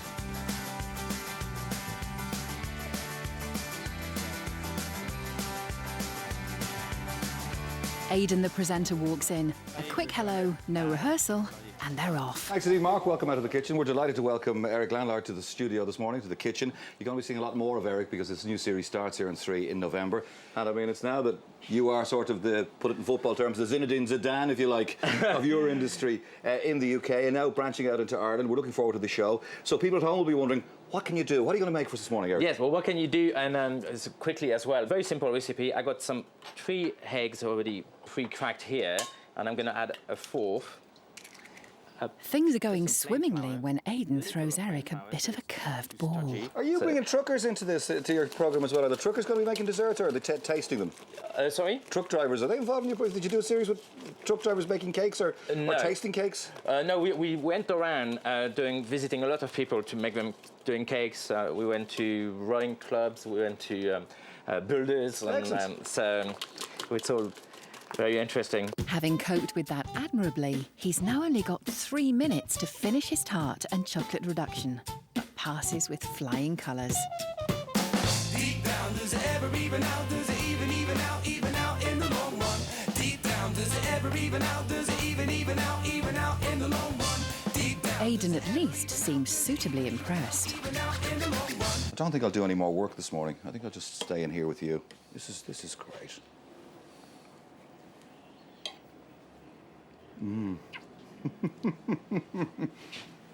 The flavours resonate nicely on the tongue, but you know the thing about nostalgia? Yes. Not too much flour. It just melts. Exactly. It just so you just need a good cup of Irish tea. Very good. It's been lovely meeting you. No, pleasure. Thanks for Thank coming you to very TV3. much. Thank you. Now we'll take a little break. See you for more R&AM in a few minutes' time. There's nothing quite like live TV, especially at this time of the morning. No, it was good fun. It was good, and I'm looking forward to go around Dublin now to have a look as well at what's going on in the world of patisserie and tea rooms and things. Apparently we've got some very exciting places we're going to go to visit. Now the locals here might like nothing more than a shot of the black stuff, but sitting down to afternoon tea is very popular too. So Paul, you've been a buyer and a blender of tea for 27 years and working here at Brulee's in Dublin for 17 years. Yeah, 17. Am I right to think then it's a big revival in a ritual of afternoon tea? Yes, there certainly is. It's a very, I think most of us everybody likes a bit of a hit of coffee in the morning, but people are beginning to explore the wonders of tea again. I think they're getting to the stage where, okay, they've had their chai, they've had their lattes, they've had their cappuccinos, but in the afternoon they're beginning to discover there's a resurgence in the varietals of tea that's available, and it's the most refreshing drink, great for thirst, great to pick you up, and people really are beginning to go through the whole ceremony again of the afternoon tea. That's an amazing selection It's we a got great here. selection of tea. We have here jasmine tea from China, where you have real flowers, slightly fermented jasmine tea with real jasmine flowers. Again, some lemon tea from China with some dried lemon peel. And some of these have the most amazing aromas. Now, if you just give that a little... it's very smoky. Smoky, and that's what we have Lapsang Souchong. This is CTC tea from Kenya, which is very, very popular nowadays. You will notice immediately the difference in leaf between this type of tea and that. This is called traditional orthodox tea, where they roll the leaf, a little bit like tobacco. Why you need to let this tea brew for 4 to 5 minutes so that leaf could open up and give you the full flavour. In the 70s and 80s, the Kenyans developed a fantastic tea industry, and they changed the method of manufacture, and it's called CTC, crushed, torn and curled, where they twist the leaf as opposed to roll it, and you get a quicker infusion.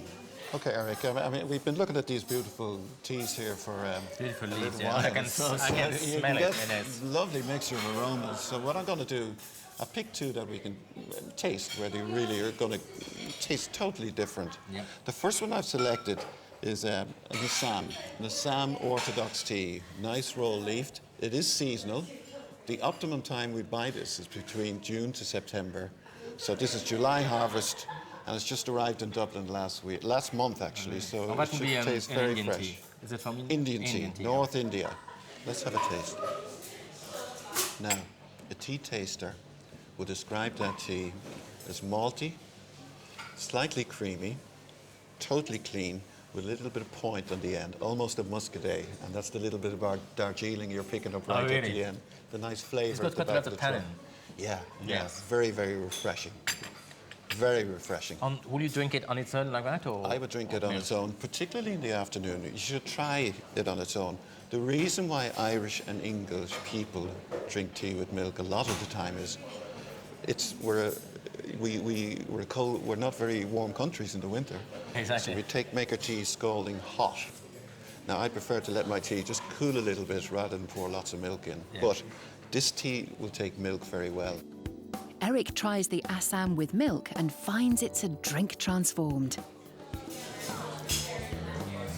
Yeah, it's very smooth, almost like caramel. Maybe I'm wrong, but Absolutely. Yeah. The Light caramel. The milk melts, it just breaks up that tannin and turns it into you really get the flavours now. The Assam is refreshing, but Eric's looking for that elusive afternoon tea to be drunk with his pastries. So, Eric, we now have the jasmine tea. Wow. You'll see the dry jasmine flowers, and now hopefully you'll be able to taste that in the tea. Yeah. I think I can already get the aroma from here.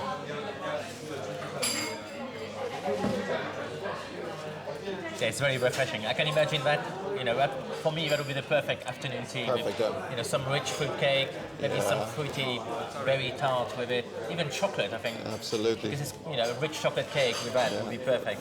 Well, the thing I like about tea, really, it's, it's not like your cappuccino or your latte. You see people in the street in a plastic cup drinking it. People usually like to stop properly and enjoy it, and that's why they came to this kind of places. To sit in beautiful places and taking their time to drink it, really. You can drink coffee on the go, but you've got to stop for tea. Exactly. You have to take that bit of time out, get that bit of refreshment. It's a ceremony. Treat it with respect. Eric doesn't need to be invited twice to stop for a cup of tea and possibly a slice of cake too.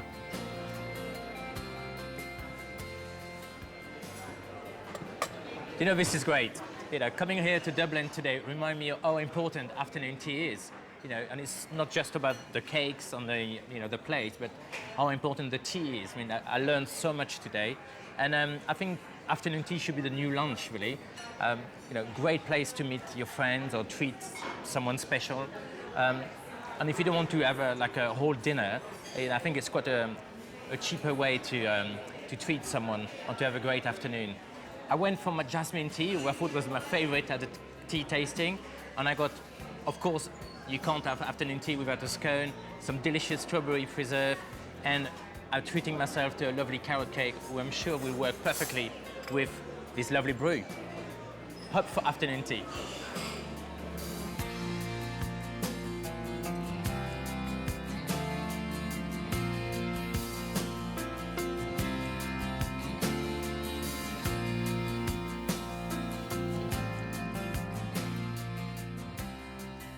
Another classic for afternoon tea is jam tart. And to be honest, I don't really get it, the whole thing about jam tart, mostly if it's made with some cheap jam inside.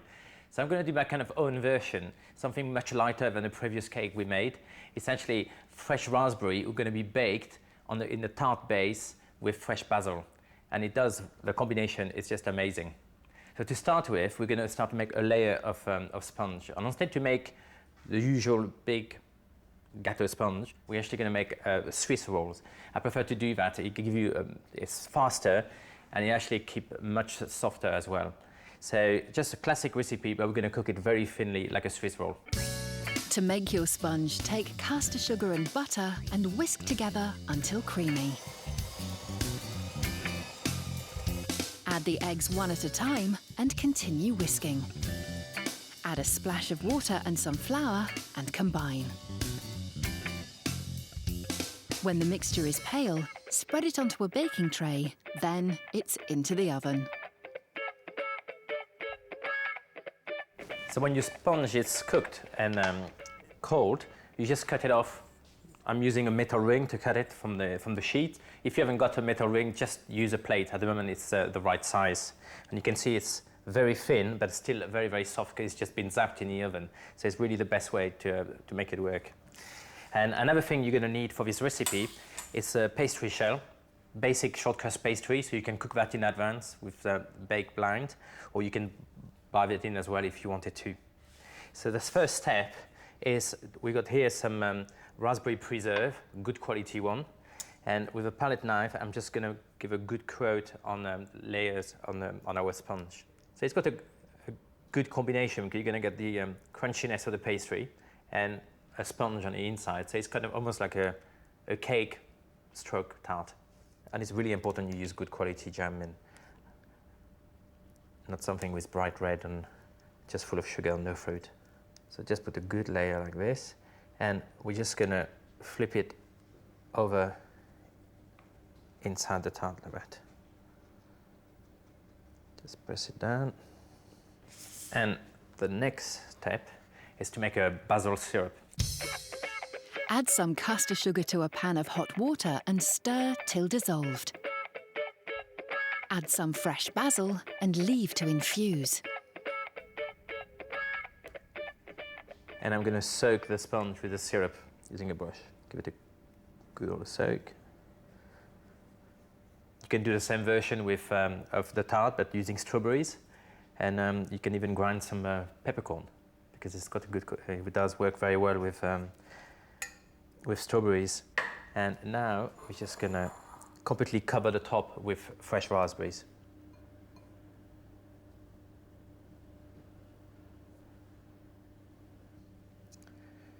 Right, I'm just adding the final few last one. I'm going to keep some extra one for the decoration as well. And that's ready to go in a hot oven because we want the raspberries to go all squidgy and juicy.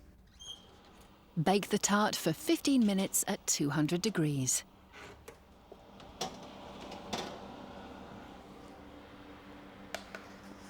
Here we are. Our tart is just out of the oven, lovely and hot. You can see the raspberries are almost ready to burst on them, you know, all the juice coming out, so that's absolutely perfect. We're just going to do a few decoration on it before serving it. So I got some red currant here. Going to sit on the top. Give it nice acidities. And some other fresh raspberries. Bit of icing sugar.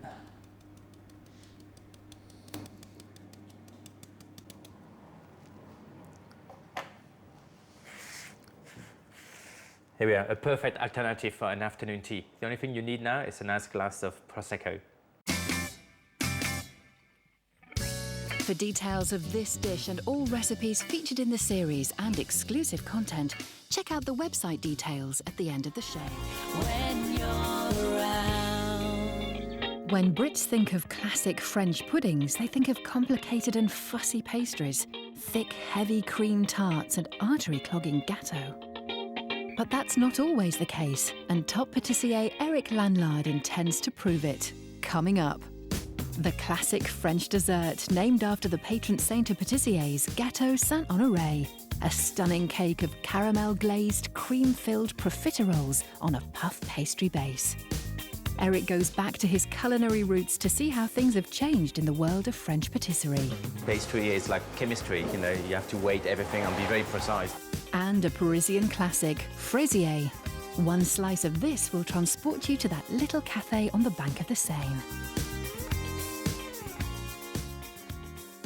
What a better way to start French classic by making a cake named after the patron saint of the pâtissier, Gâteau Saint-Honoré. I'm going to start by making a choux pastry. Add milk to a pan. Add water and butter and bring to a simmer. Remove the pan from the heat. Add flour and beat the mixture. Add eggs one at a time and keep mixing. Spoon the mixture into a piping bag and put it aside for later. Right. The other part of our centenary is puff pastry. So we're just going to do a disc of puff pastry. It's going to be our base. This is the cake you will see in all the patisserie all over France. You have to be done on the day really, because you really want the pastry to be crunchy. And with a fork, we're going to prick it.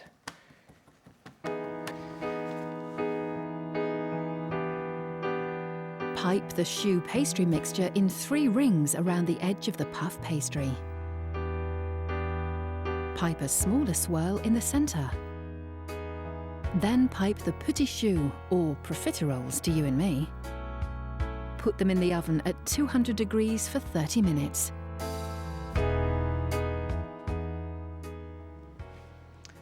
Right, so our pastry had not cooled down, our little profiteroles, and I did a little hole in the back of them, so we can pipe the cream inside.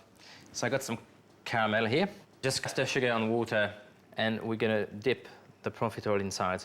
And I'm just gonna put them on our baking mat here. And now we're gonna prepare our cream. So I got some whipped double cream, and I'm gonna add a few drops of Grand Marnier to it with the traditional flavor. And I got some creme Patisserie here, so I'm gonna add that as well to it. And I'm just gonna mix them gently together.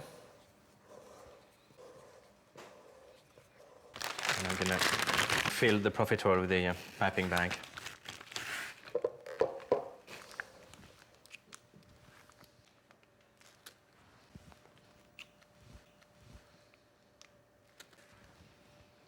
Now we're going to use the rest of the cream to fill our pastry. It's better to go in the fridge for a while, but you can't put it for too long as well, because the caramel will start to melt and run. So if you do it just before you're ready to sit down or before your guests arrive, it should be fine. And I got some fresh strawberries here, so I'm just going to decorate the center with the strawberries. You can use other berries if you wanted to, like raspberries and blueberries. A bit of icing sugar.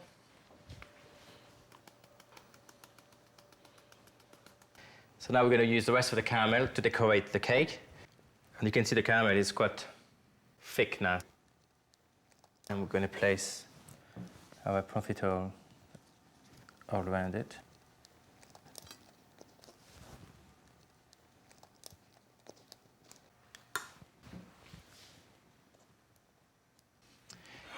Here we are, a fabulous dessert dedicated to a saint, Gâteau Saint-Honoré.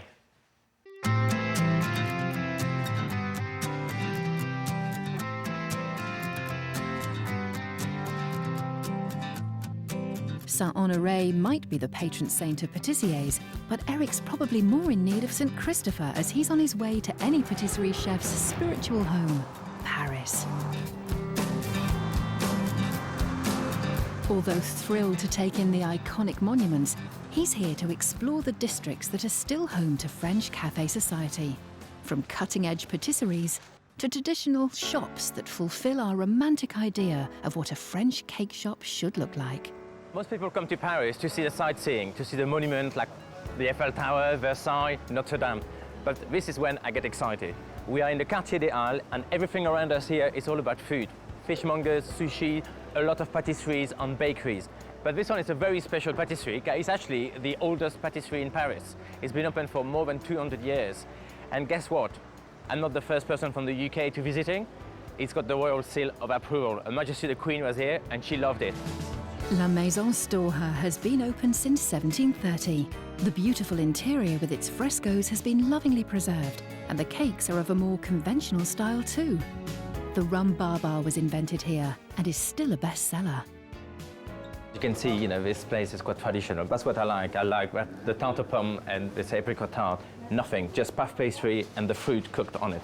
with a bit of melted butter. That's it. And it's probably one of my favorite desserts. Voilà. Merci bien. Au revoir, merci, bonne journée. Merci à vous aussi.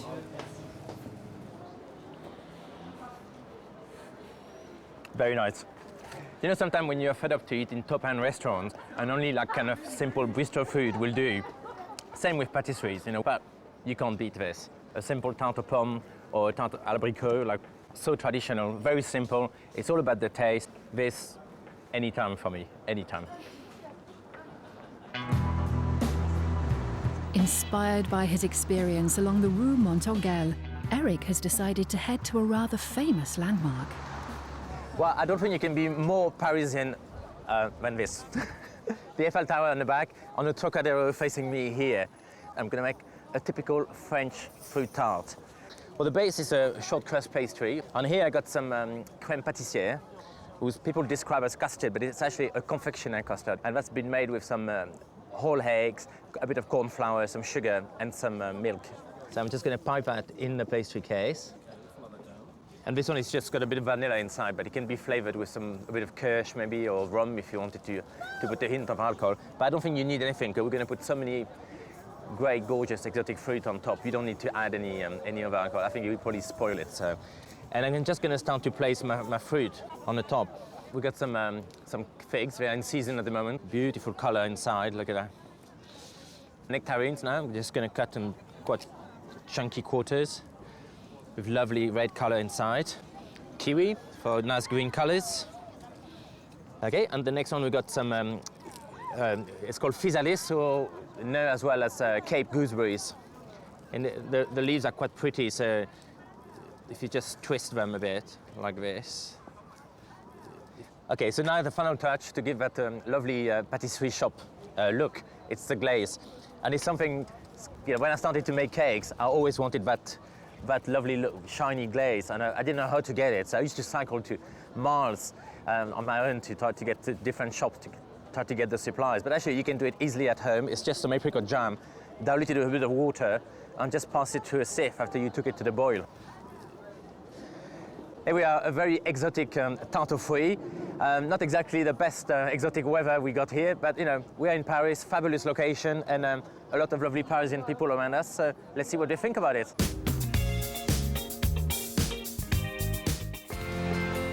Eric's come to Paris on something of a busman's holiday, visiting some of the city's world-famous patisseries. He's now visiting the fashionable department store La Fouchon on the Place de la Madeleine.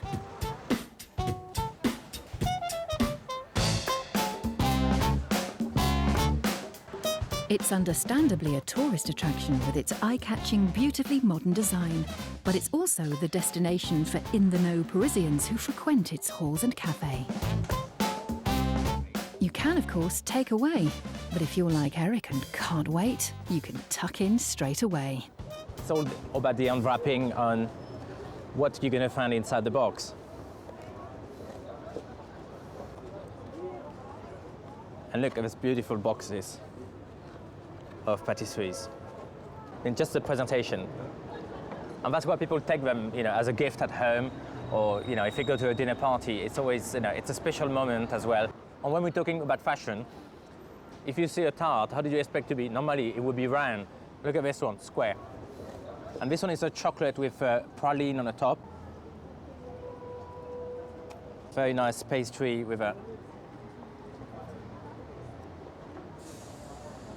Very good. And that's the latest of Chef Christophe new season one. It's a praline chocolate ball on the top on a crunchy base with nuts. And the lovely lady behind the counter explained how you have to eat it. You have to put first the crunchy base in your mouth and break inside the mold. And you can see the center. It's got that lovely gooey praline. It's lovely. You know what? I'm going to have to do some serious sightseeing on feet, I think, because if I carry on eating like that all through the patisseries, I'm not going to fit in a Eurostar on the way back.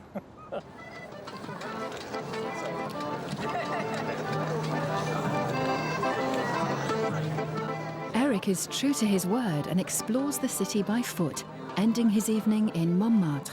with its fantastic views across the city.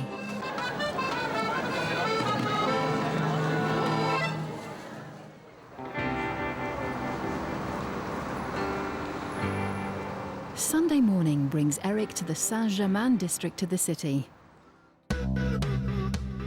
Pierre Hermé is an innovative and unique patisserie. It's Sunday morning, which is like the biggest day of the week for the French people for the patisserie. Le gâteau du dimanche is very famous. They would go to church, and when they come out, they would buy some cakes. And it's not just the chef, we are here early morning, but the staff as well on the front of the house. They got like a couple of hundred of special orders. The design and the decoration look amazing. It's almost like walking in Tiffany or Bulgari, really, with all the colors, and it's like a jewelry shop, really.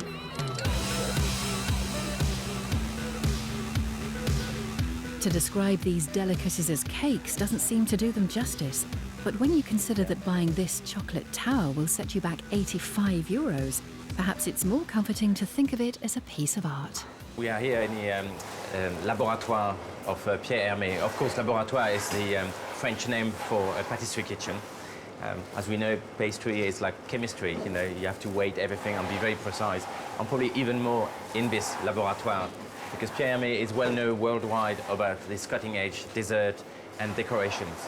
As you can see, we've got like some amazing creation happening behind us.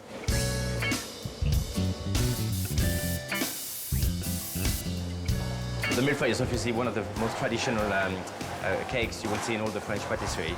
But usually it's just done with some creme pâtissière and some fondant on the top. But this one, you know, they got a praline cream inside. And on the outside, they got what we call feuillantine, with like little crunchy brittles. So it will give a great taste. You know, you will have the crunchiness of the fresh caramelized puff pastry, the praline paste, and the feuillantine on the back. So the texture and the flavors would work very well together. Another thing Pear is very known about is you like to use seasonal product.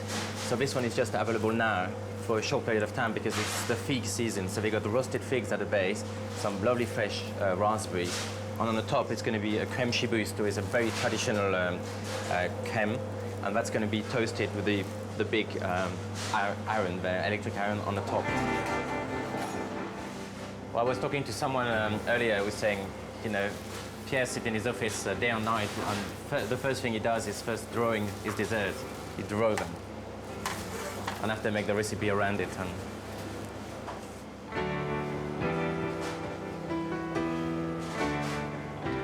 to see this kind of product, we are so, you can see the finishings. It's just unbelievable, really, on the decoration. So I probably picked some ideas, and and he gave me a boost as well. You want to go back and say, like, right, I think we need to, zap up a bit our decoration and make it a bit, maybe more trendy. So maybe a few lines you can pull out who are extreme and will interest some of our customers.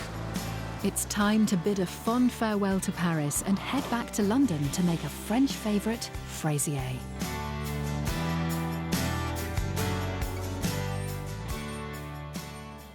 We could not do a show on French classic without doing this next recipe. It's called fraisier. All over France, from Brittany to Normandy to the south, in every single patisserie, you will have in their window a selection of fraisier, from individual to a large one. And that's what we're going to do. We're going to make a 6-portion one. The base for our recipe is a plain vanilla sponge, but this one's got a little twist on it. I'm going to add some ground almond just to make it even more moist. So first of all, I'm going to mix some unsalted butter with some caster sugar.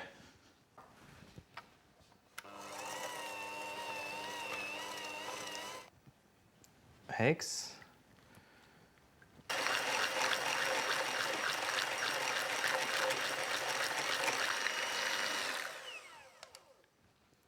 And I'm going to fold in the ground almond, the flour, and 2 tablespoons of baking powder. And just before I finish to mix it completely, I'm just adding a couple of drops of vanilla extract. And I got some milk as well.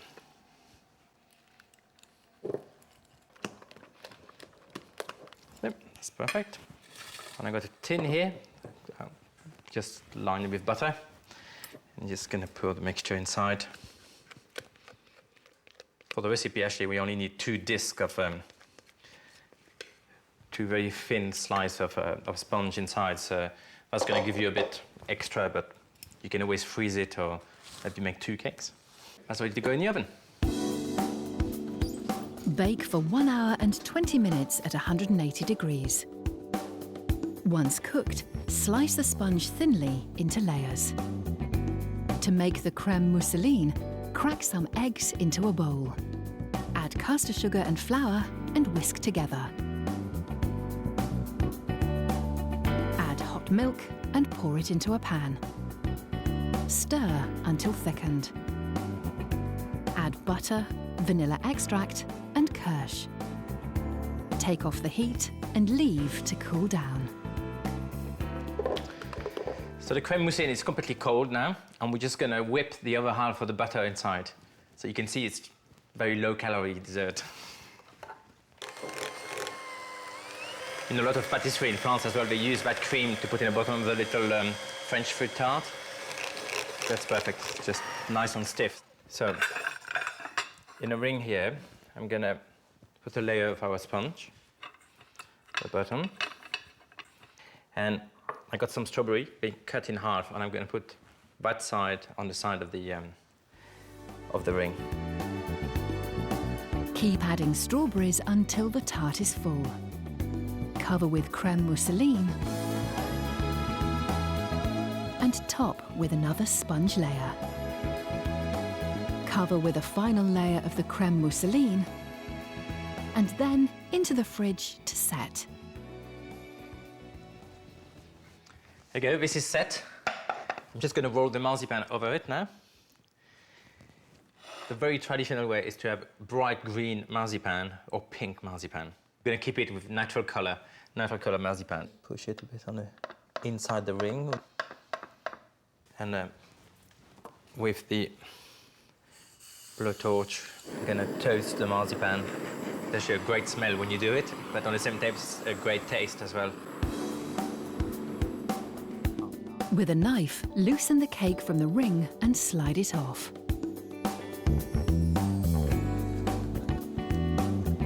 Using a homemade parchment piping bag, pipe a dark chocolate pattern over the cake and finish off with some strawberries. Here we are, probably the most famous and classic French dessert you could get, le fraisier. For details of this dish and all recipes featured in the series and exclusive content, check out the website details at the end of the show.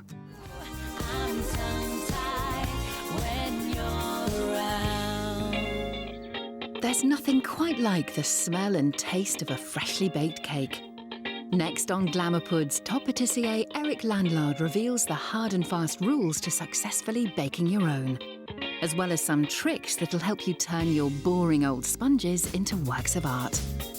Coming up, a moist, mouth-watering Provençal orange cake. Eric is amused by his new students attempting his icing course. Plus an Austrian favourite, Sacca and raspberry torte.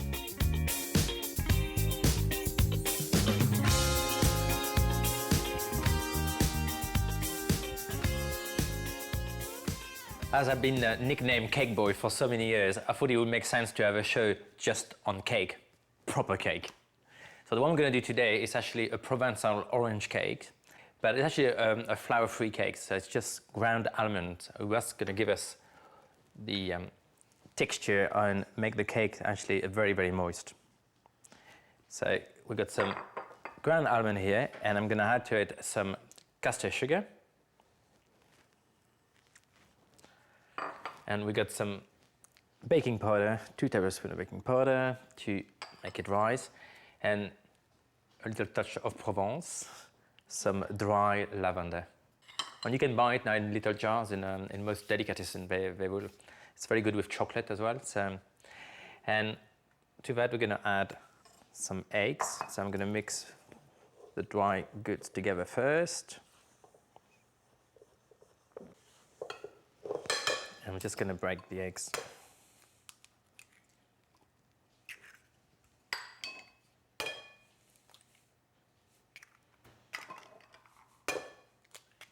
It's actually a nice cake, you know, to serve as a kind of pudding if you're going to go picnic in the summer.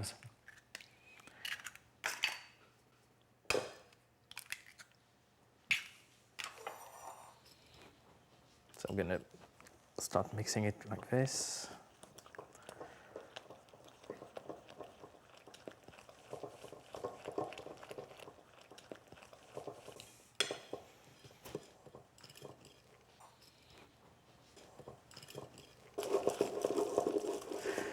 But a lot of recipes from the south of France, cake-wise, got flour, ground almond instead of flour inside, so they're really based with almonds. And we're gonna add some oil.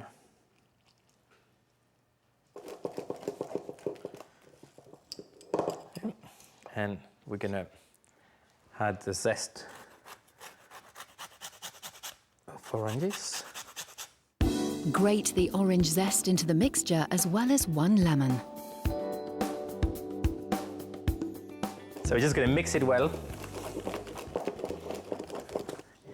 And that's gonna go in our spring-form tin. This one is non-stick one, so I don't need to grease it, but if you use a regular tin, just put a bit of butter on it, and the whole mixture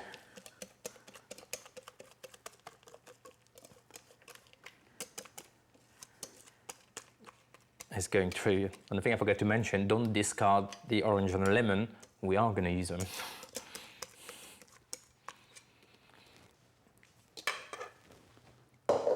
Yeah, that's going to go in the oven, and it does take a little while to cook. Warning. Bake the cake for 45 minutes at 180 degrees. Next, to make the orange syrup, juice some oranges. Add cloves and a cinnamon stick.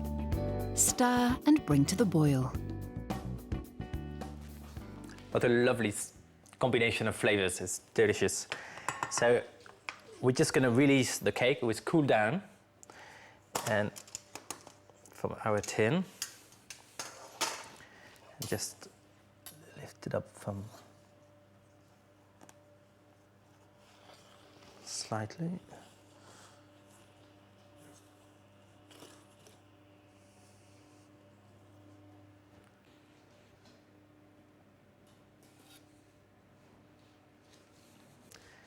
And using a cake skewer, I'm just going to do a lot of little holes inside, and we're just going to soak slowly the syrup right through.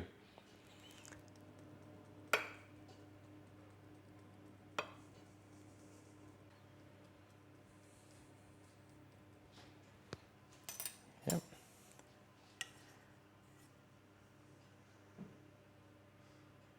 It could take a little while, so just take your time, do something, come back. We need to put all this juice right through.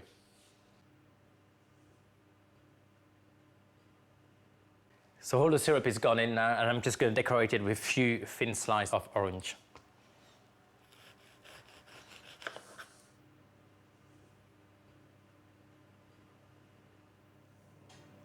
Just sprinkling a few more dry lavender flower on the top.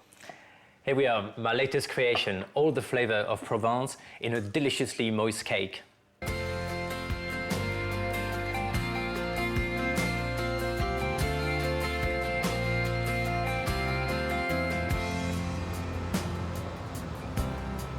Farmers' markets and food fairs have popped up all over the country in the last few years, even in the capital. They offer fresh food straight from the producers. As well as the obvious benefits in terms of cutting down on food miles, Eric sees this as part of a culture change. See, when I came to this country 18 years ago, the food was okay. You know, you could eat, and it was, we were not on rations. But what a transformation since, almost like a revolution. The food have changed. London and all over Britain really is becoming like a platform for the top best restaurants, and everybody is so interested on getting very foodie. His patisserie and bespoke cake service is based in South London, and Eric is keen to try and source as many of his ingredients within the M25 as possible. Yeah, I like honey. I like cooking with honey as well, so it's a good thing to do a lot of cakes with them. So try. This one is very popular for desserts. Which kind of honey is that? That's from lime trees. Lime trees? Not citrus lime, tilia. Okay. That's very good. We have one or two chefs who like the lime honey.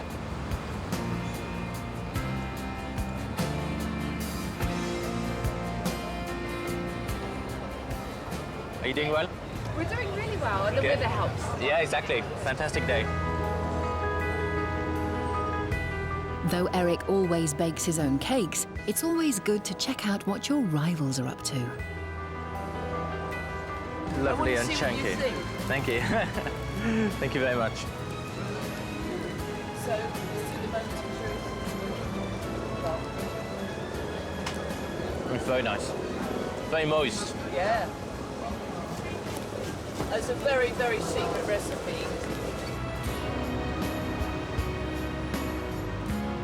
Set in such a nice location along London's South Bank, and with such fine weather, you don't have to be a foodie to enjoy this festival.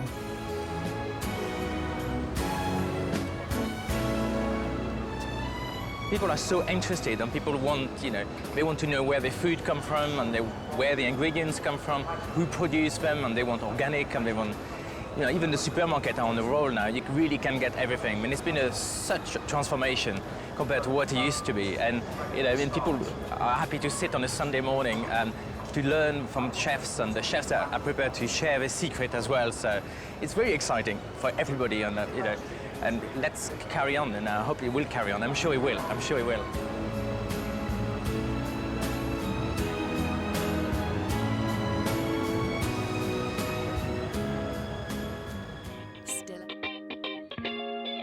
There's nothing quite like the smell and taste of a freshly baked cake. But if you're one of those people that shy away from baking them yourself, then this edition of Glamour Puds is for you.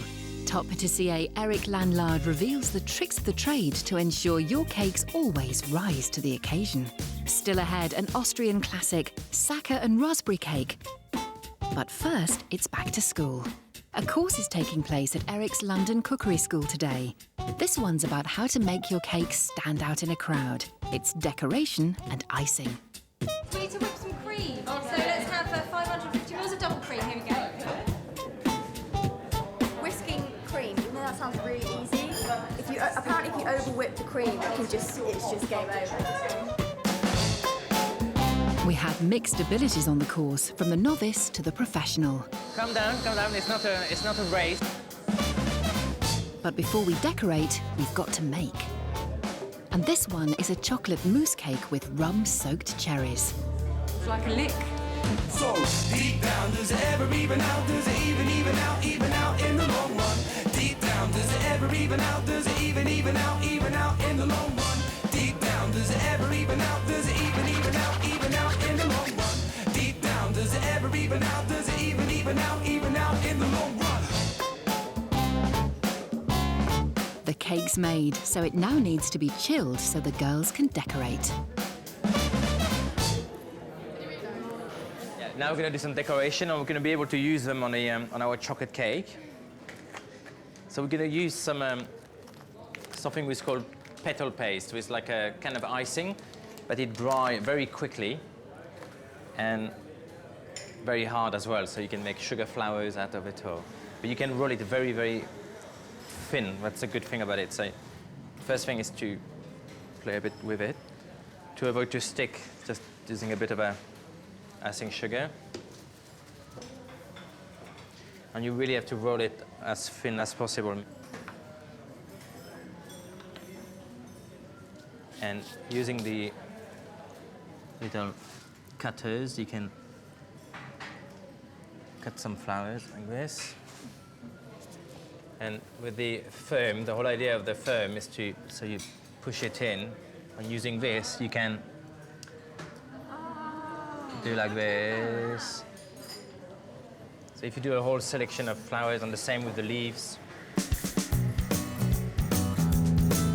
The girls are all desperate to start. Will they go for a postmodernist minimalist look, or more for the elaborate, fussy floral design? Isn't life a struggle, getting in the muddle? Can't afford the tissue to wipe all the tears. What about a mortgage? Should she get a surprise? That's quite a simple way to do it, isn't it? What decisions can you make up your mind? Do you have a vision? Are you leading the flight? Out of the freezer and the wait to decorate is nearly over. Okay, I got some chocolate glaze here. What decisions can you make up your mind? Do you have a vision? Are you one of a kind? What decisions can you make up your mind? Do you have a vision? Are you one of a kind? What decisions can you make up your mind? Do you have a vision? Are you one of a kind? What decisions? You were all a bit worried at the beginning, you know, because some of them were a bit bulgy or not that flat, but you know, you managed to, you know, make them back to level. And I'm just going to give you a bit of feedback on each of you. I'm not going to be nasty, I promise you. So, yep, very good here. You decided to go just for the leaves, the ivy leaves, and keep no colours, but it look great. Nice little butterflies going on the side. You know, nice as well. Keep it very simple. Okay, and Jenny, obviously you went for the bling. Absolutely. You know, silver glitter and a kind of minimalism, you know, Damien Hirst maybe inspired cake. But no, very nice as well. The same with yours, you know, very, you know, I can feel the professionalism there. You know, you just went for the out of center and just very neat, very, very neat. Lovely colours. Thank you. Very colours. No, you look very sweet, very nice. And this one I probably have to be one of my favourite cakes. Actually, it could be like a top tier of the wedding cakes. But they're all very nice. Like I said earlier, you know, you all managed to put it back together. You know, even the mousse, who wasn't that moussey at one stage. Who will have guessed? Thank you very much. You've all been very good. Thank you. Thank you. With the icing course in the piping bag, Eric leaves the shop and heads home to prepare a deliciously decadent Sacca and raspberry cake. Another cake on what a big classic, Sacca from the Hotel Sacca in Vienna. But my own version, no apricot jam this time, a bit boring to be honest. I'm going to replace it with fresh raspberry soaked in raspberry alcohol. So to start, we're going to make a ganache. I got some dark chocolate here and some double cream. So let's make our ganache. Add cream to a pan and heat. Then pour the cream over the chocolate and stir until melted. Then for the sugar syrup, add water and caster sugar to a pan and heat. So we got our ganache, we got our sugar syrup, and we're gonna add to the sugar syrup some framboise with some French name for raspberry alcohol. So again, adding the alcohol to it. And to build our cake, got a mousse ring, and I got 3 layers of chocolate sponge. So we're gonna put 1 layer at the base. And with a brush, I'm just gonna soak it very well with the syrup.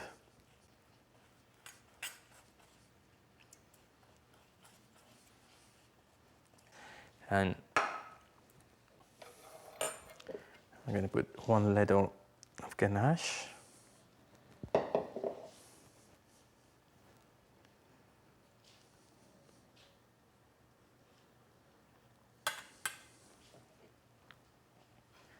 I'm going to put another layer of sponge.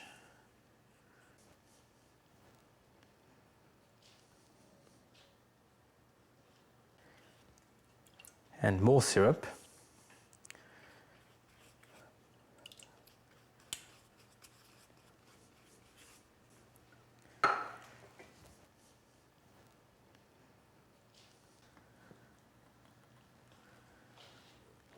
And this time we're gonna add a layer of fresh raspberry, and I soak them overnight in raspberry alcohol again, in a framboise. So you probably noticed it's quite an alcoholic cake. So maybe not suitable for a kid's birthday party.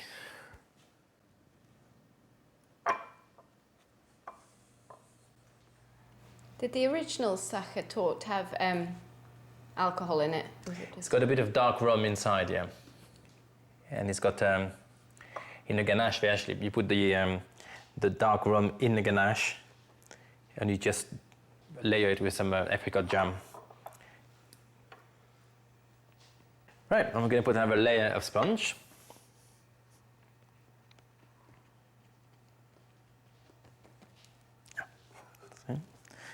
And more syrup.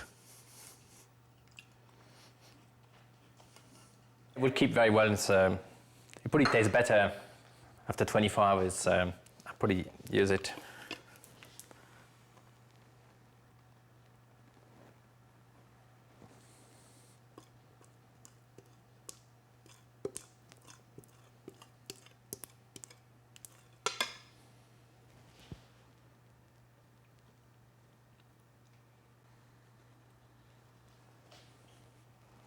Here we are. I'm going to leave it to set in the fridge for a few hours before we do the clever decoration. So this has been chilling now for 4 hours. It's set, so let's get on with the decoration.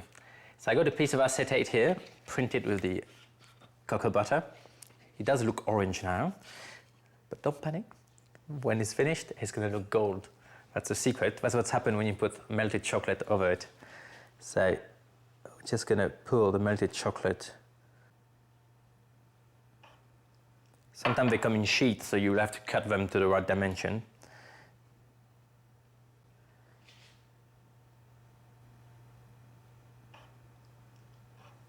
Like this. And just going to lift it. Yes.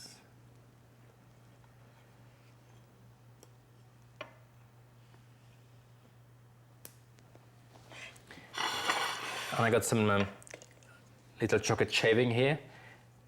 That could be easily done by just spreading some chocolate on top of the marble and just scrape it up with a palette knife.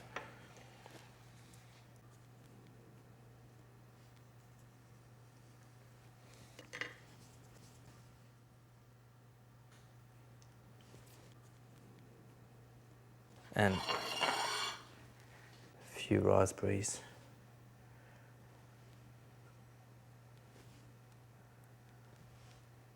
And I've got some lovely blackberries who are in season, so.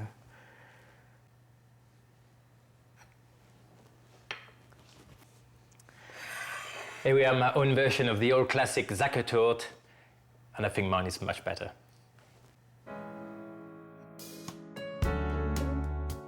For details of this dish and all recipes featured in the series and exclusive content, check out the website details at the end of the show. When you're around. Your wedding should be one of the best and happiest days of your life. Everybody wants the day to be perfect, down to the very last detail. After the dress, the cake is arguably the most important aspect of the whole day. Top patissier Eric Lanlard has made wedding cakes for some of the most famous people in the world. Now it's your turn. Coming up, it would be the pièce de résistance of any wedding, Eric's signature cake, the Tower of Desserts. Preparation begins in earnest for the most important date in the calendar, the London Wedding Show. The kitchen gets close to meltdown. Don't let the standard slip just because you're busy. And if classic and understated is the theme for your big day, then this stylish iced fruitcake is the one for you.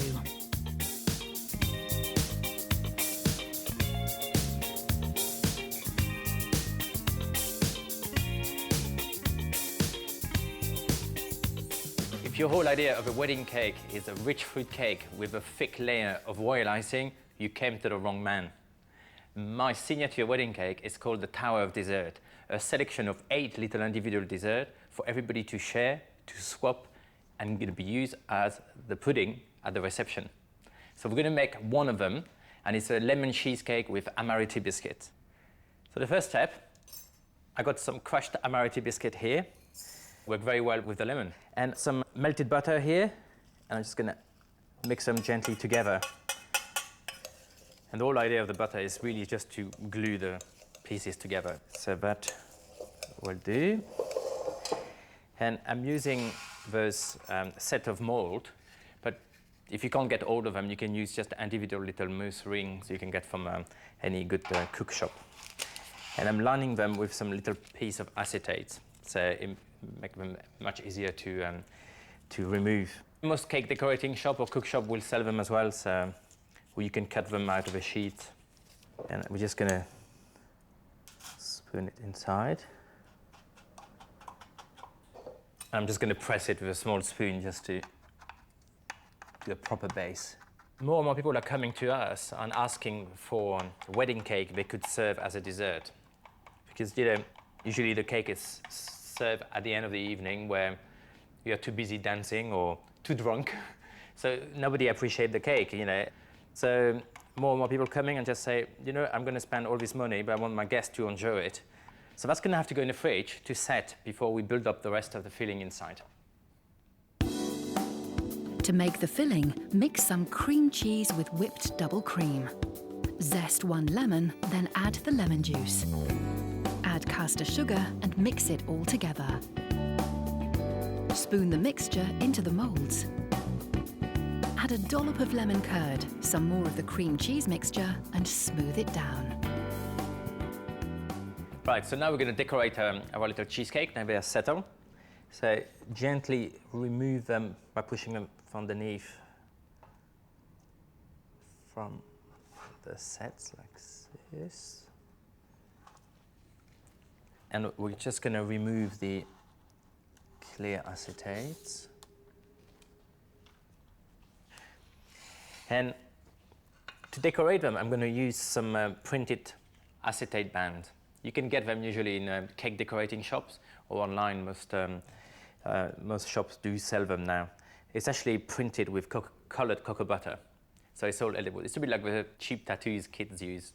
So it's like a transfer. It will stick to the melted chocolate we're going to use on the top. So this is white chocolate with melted. It's not too hot, because if it's too hot, it's going to melt the pattern on the acetate. So you need to make sure you got the print facing you, so you can feel it with your fingers. And I'm just going to put a little bit of white chocolate and gently move the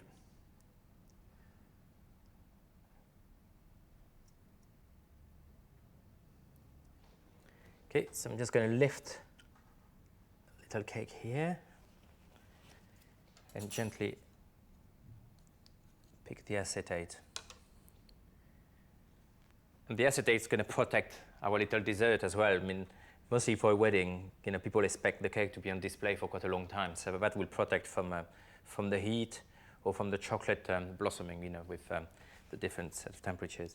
So that's going to set very quickly, because our dessert is actually quite cold.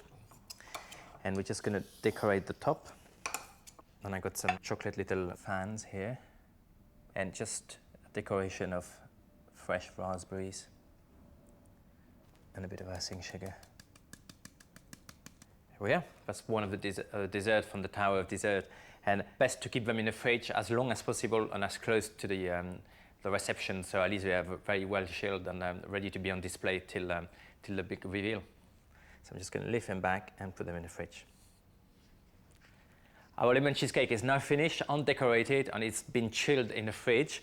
And the thing you can remember is you can do some variation based exactly on the same ideas, really, mostly about the decoration. For example, here we got a red berry mousse with a mixture of raspberry and blackcurrant together. Or another one for the chocolate lovers, dark chocolate with kirsch and amarena cherries, which are delicious Italian cherries. So now the final touch or final dessert on our display. And this has to be the perfect wedding cake.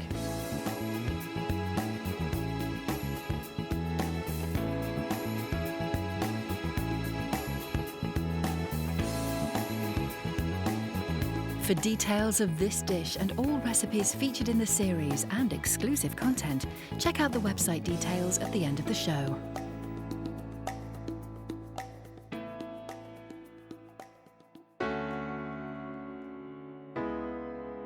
Eric's up bright and early for some culinary flower power. He's come to New Covent Garden to get the freshest flowers for some decorations he's planning. The flowers are flown in from all over the world, and it really is the early bird that catches the worm.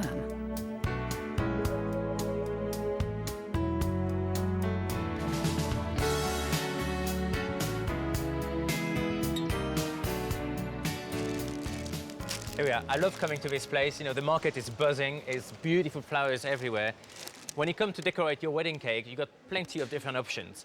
The more traditional one would be to use sugar flowers, but who wants to do that really? What do you do with it? You can't really eat them, or you're gonna end up dusting them for the rest of your life. For me, the best way to do it is to use fresh flowers. Combine it with a very simple design, and you can match the same flowers you got on your wedding. So I'm gonna show you two simple techniques, a little tip, how to decorate your cake. Not very expensive, and very simple and quick to do as well. The first one is I'm going to crystallize some petals. So I got some beautiful roses here. I'm just going to get a couple of open heads of those. Now the best thing is to look for the best petals you could get. And here I got some egg whites. And I'm just dipping the edge of the petal in egg white. And after that, rolling it slightly and gently in some granulated sugar.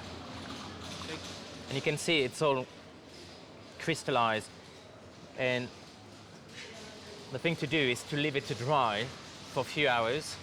And the good news is you can even eat them if you want to.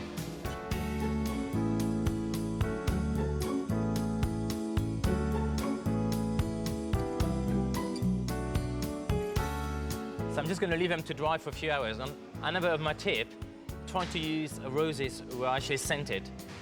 At least you will get the smell as well than the decoration and everything. The sugar roses are left to dry, and now it's on to another classic design. Right now I'm going to show you another technique with actually putting the fresh flowers on the cake. So they are Grand Prix roses. They are very popular, mostly in winter weddings, and they do good contrast with a white cake.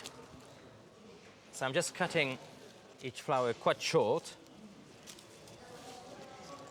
And instead of just plonking them on a cake, I'm going to use this beautiful pin here with pearls. We actually match the piping decoration we got on a cake, and I'm just going to push it right to the center of the rose like this. And we're just going to place them on the cake.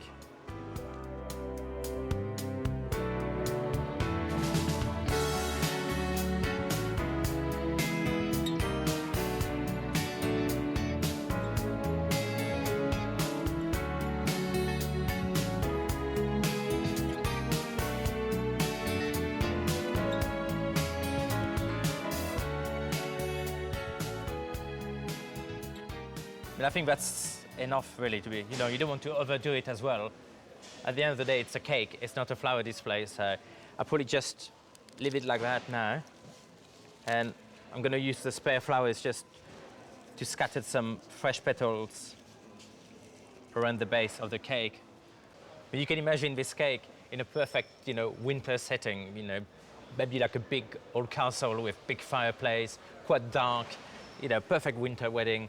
The colors look very classic, but at the same time, contemporary because of the fresh flowers, the pearls, and the pins, with a little pearl touch on it. So, it won't run out of fashion. It will still be a fashionable cake.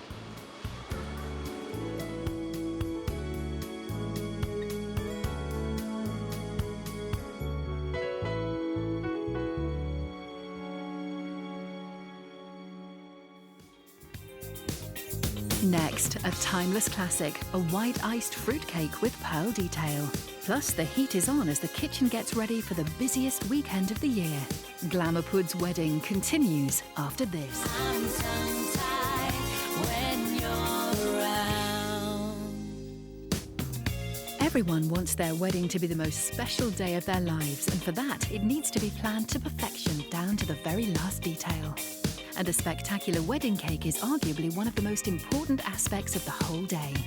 Top patissier Lanlard has designed wedding cakes for some of the most famous people in the world, and now he's going to show you how it's done. So prepare to be inspired, because still to come on Glamour Puds, Eric shows you how to make your own classic champagne tiered wedding cake. First, though, it's the day before the wedding show at London's Earl's Court, when florists, wedding dress and wedding cake designers compete for the attention of thousands of brides. Eric and his team are busy prepping wedding cakes for the display on his stand. There's a brand new member of the team to train. This is Louise from South Africa. We are actually under quite a lot of pressure at the moment. We have 5 weddings, and on top of that, we got the wedding show. And we are behind. They are preparing Eric's signature dish, the Tower of Desserts, as well as a 50s-looking cake with edible mother-of-pearl decorated with shells. But these incredible results mean a lot of hard work and early starts. When I came over here, I was starting at 1 o'clock in the morning every day, and I did that for 5 years, 1 a.m. So, you know, waking up at 5:30 every day is nothing for me. No. It's almost like luxury. Ivanka also has limited experience in the kitchen, and her English is a bit scratchy too. So what's Eric like to work for? She's great. He's great. Sorry, my. Excuse me. Sorry, Eric. Sorry. He's great. I love him. Very nice person. 3 more wedding cakes are ready to go, including a 30s retro cake and a specially commissioned floral design. In fact, there's no limit to what people will ask for. That cake is actually designed from a lace from a wedding dress. So we do all this kind of beautiful stuff and everything. That's very me. But now look at this. Ta-da!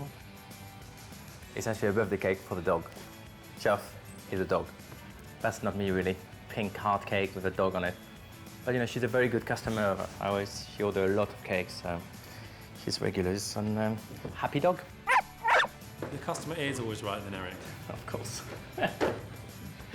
Oh, it's all fun. Better go back to my cakes. With thousands of brides ready to spend big bucks on their special day, this weekend is an important one. You know, it would be some television tomorrow as well. They will be asking about celebrities because you know, they are all completely obsessed about it. I always try to get out of the conversation, but I can't get away from it. One of my competitors was on television the other day and just said, "We do cake for celebrities." And I say, "We do cake for everybody, including celebrities." You know, I've done my list this morning with a thing there, and I'm going to tick them as I go along. What a box here. Just use that table, you got the trolley there, you got the boxes. Next time, we'll find out if the team's hard work pays off.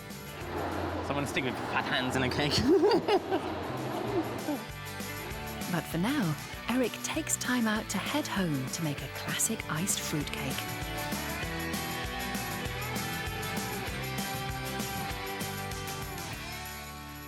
I couldn't do a show on wedding cake without showing you how to make a traditional wedding cakes.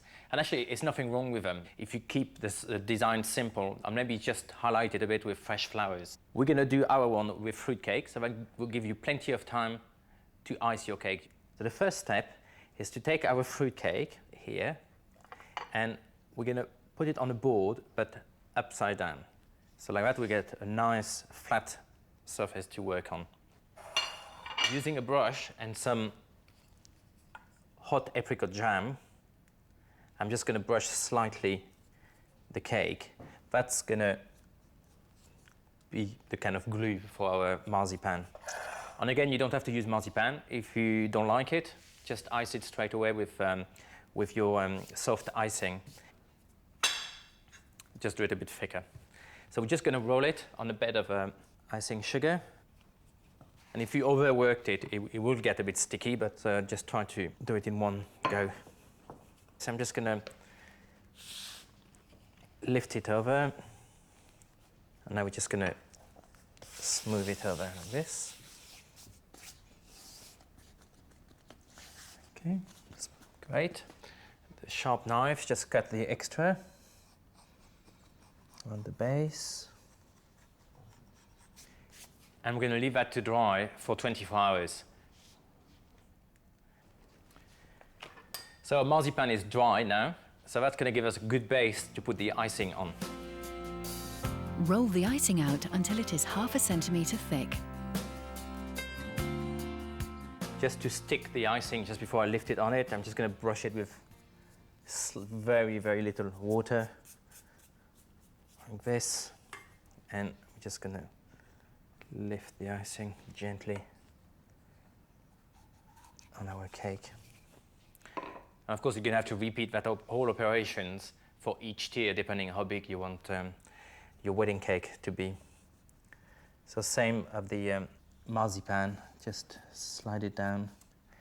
You can buy ready colored icing. We usually come in the most awful bright colors. So it's probably better to color your own. That's what we do at the kitchen. Because we get many people who come and give us brides who give us swatch of their wedding dress, and we have to match the perfect color. You'll be surprised how many type of ivory or cream color you can get.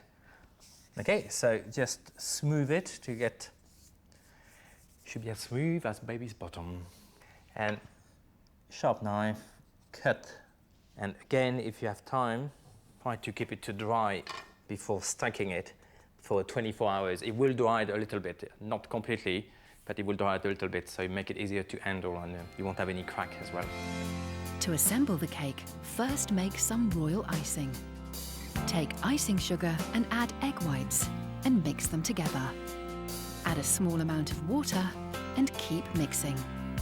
Spoon the icing into a piping bag. To secure the tiers, measure doweling rod to the height of the cake and cut to length with a handsaw. Push the doweling rods into the center of the cake. Then spread some icing over the top. Place the next tier on top of that and repeat the process for the final two. So the cake's been stacked all together, and let me show you how to do this design. We call it the champagne design. They're like edible pearls done with royal icing. It's one of our most popular ones, actually. So it's quite classic and timeless. So we're using two different types of nozzle. We've got a larger one to do the first 2 rows of pearls. I'm going to use a finer one just to do the top one. So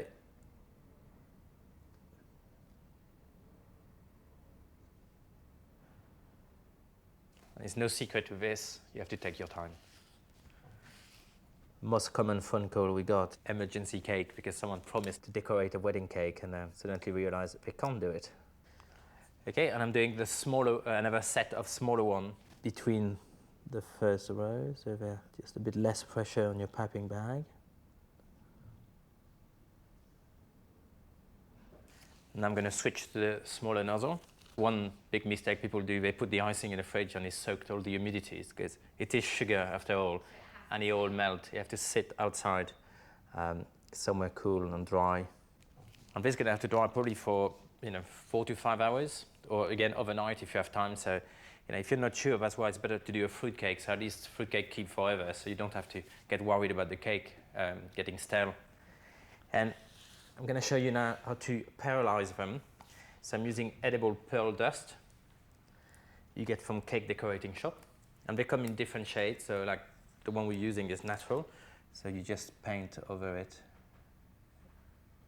And you can see suddenly the pearls come alive. Here we have a very classic wedding cake. Not so classic because our little pearls and the pearlize we're using. My top tip would be take your time, do it in advance, and practice.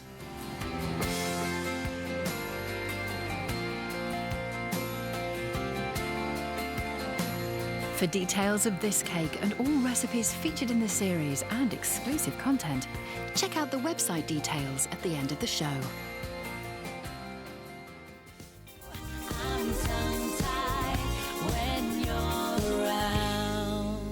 Getting married should be the happiest day of your life, but it can also be one of the most expensive. The average wedding costs around £20,000 in the UK. The cake alone can set you back several hundred. Top patissier Lanlard has made wedding cakes for some of the most famous people in the world. And now for the first time, he's going to show you how you can make a stunning cake at home. So whether you're looking for inspiration or you've decided to make your own, you're in the right place. Coming up, a spectacular white chocolate cake with cascading roses. It's crunch time for Eric and the team as the doors finally open at the wedding show. Will all the hard work pay off? Someone stick with fat hands in a cake. And another take on the classic wedding cake, this one with delicate handmade sugar butterflies.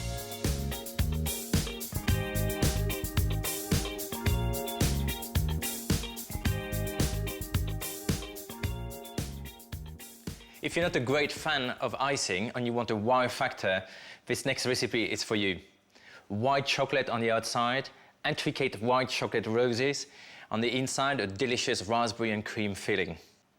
The first step is to make our syrup. Here I got some sugar syrup, which has been made earlier with some same quantity of sugar and water. Just take it to the boil.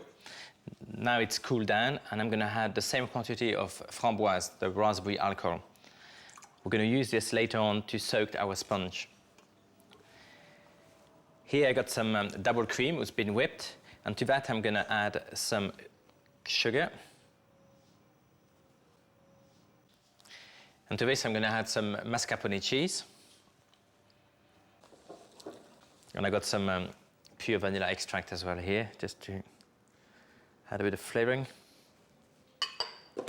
And I'm just mixing that gently. So this is obviously a cake you can't make a week in advance. You know, you have to be started the day before, kept in the fridge overnight, and the decoration have to be done on the wedding day.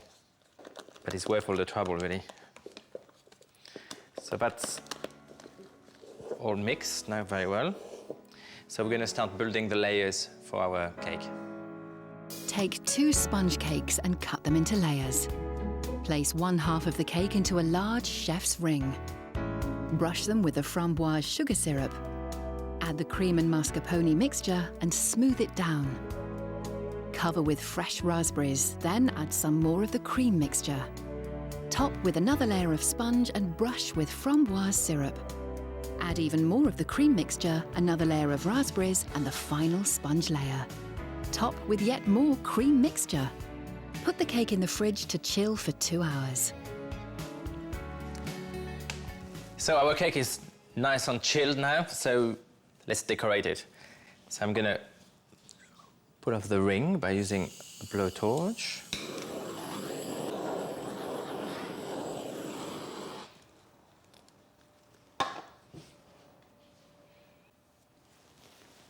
You can see how yummy is that. You can imagine your guests when you're going to cut the slice out of it. They're going to go, wow, that's special. So we got some what is called as modeling chocolate, which is actually white chocolate with some cream and a lot of glucose. So it's a bit sweeter than a regular white chocolate, but you can create flowers or drape it. So we're going to stack our cake together. So I'm going to put it straight on a cake stand. So I got a layer here. And I'm just going to put a bit of white chocolate on the top, glue them together.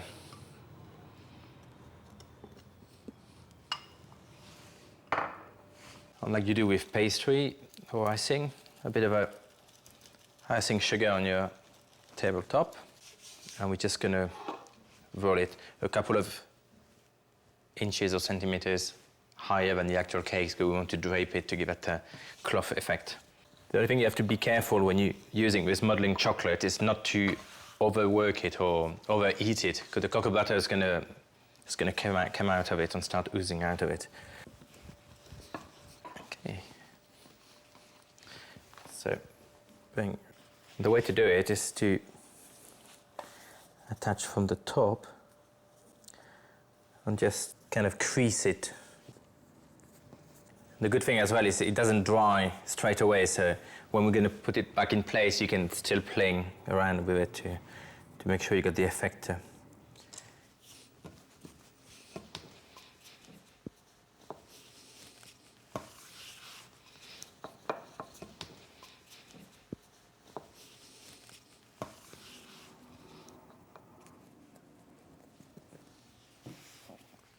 This and that can go on the top of a larger cake. Repeat the same operation. More chocolate. And I got 2 more tiers.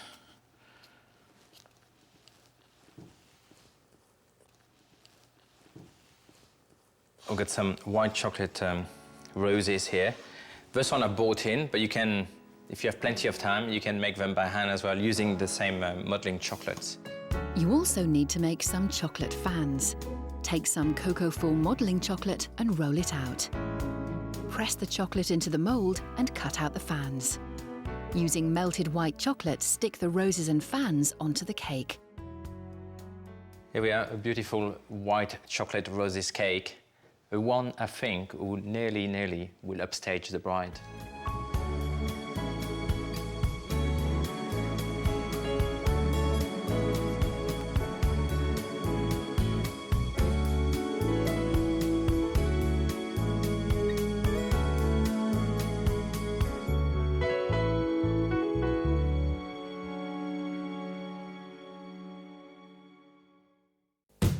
Last time on Glamour Puds. We are actually under quite a lot of pressure at the moment. Eric and his team started to prepare for the busiest weekend of the year.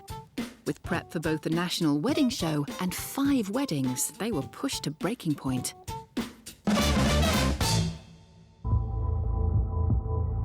It's the morning of the wedding show at Earl's Court, and the kitchen team are up against it. You don't let standards slip just because you're busy. So we need to decorate them and we need to pack them. So at least if they're out of the way, we know the weddings are gone, or we're gonna have nothing to show. Well, a box here. Just use that table, you got the trolley there, you got the boxes. Well, it's not a big kitchen, so I can still see what's going on around me here. They are prepping the Tower of Desserts, Eric's signature wedding cake, though this is one with a difference. We're building the tower for the show, so it's a fake one. Louise is a relative newcomer in the kitchen, but is already taking on a lot of responsibility. I'm colouring Eric's fake cakes. With real chocolate. If someone really annoyed me at the show, I would make them to eat that cake. Hopefully it won't be Louise, who's busy spreading melted chocolate on printed acetate. That's basically just plastic with some chocolate print on it. And then we colour the cakes, and once you take this plastic off after a while, and the print actually stays on the chocolate. The kitchen also has 5 actual wedding cakes to get ready for this weekend. It's kind of 11:45 now, Eric, so what's the kind of deadline? Are you doing all right? Not really, no. No, we've got a lot to do, so I think we should... Yeah,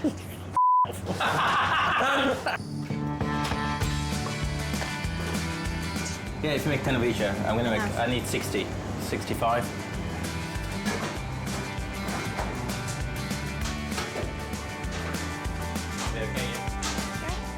The cakes might not be real, but the decorations are. And when your stand is to be scrutinised by thousands of anxious brides-to-be, attention to detail is everything.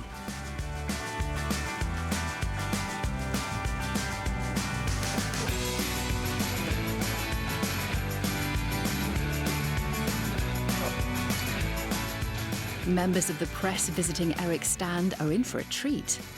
Well, we emailed all of them and we said to come to the stand and have a look at our cakes. You get out of the present. Joe, be careful.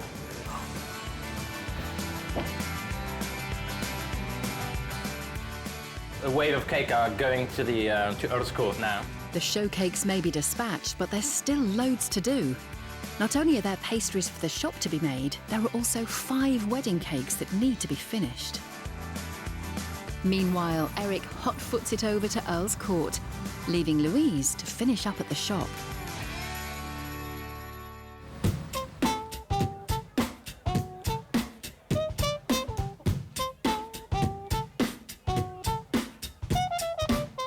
Eric arrives, but he's not happy.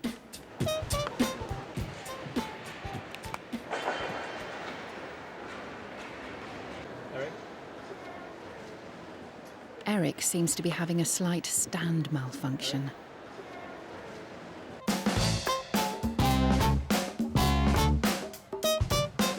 The guys need to come back to put the panel in the correct orders, because they're not put on the correct orders. So I'm just waiting. And Eric's not the only one waiting. You know, it's a national wedding show. It's a big event, and it's, I don't know, a couple of hundred exhibitors or maybe more. You know, it's like a wave of people queuing an hour before they open the doors, and but it'll be worth it. Next, find out if all the hard work's been worth it when the wedding show opens. Plus a cake fit for a princess, a light lemon sponge covered in pink icing with handmade sugar butterflies. I'm tongue-tied when you're around.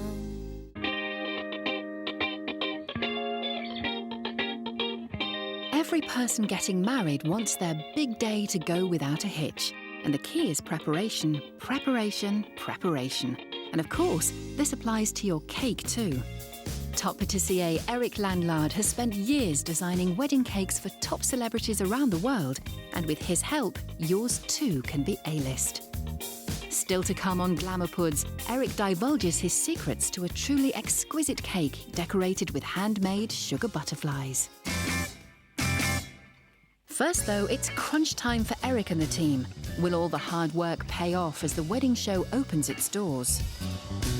There's a bit of a hiccup, always happen on the beginning of the of any preparation of a show. So, but it's all back together, and I think it's very smart. You can see the response from the the visitors. Eric's got a number of cakes on display, but it's the tower of desserts that's proving to be the most popular, although perhaps it's creating too much of a stir. Could Eric's worst fears come true? People come to the cakes and they go like, "Is it real?" And as they say that, they got their thumb in the cakes. Is it real? And that really drives me mad, man.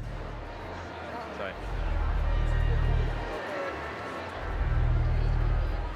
Is it real? Can I touch it? No. Can you taste it?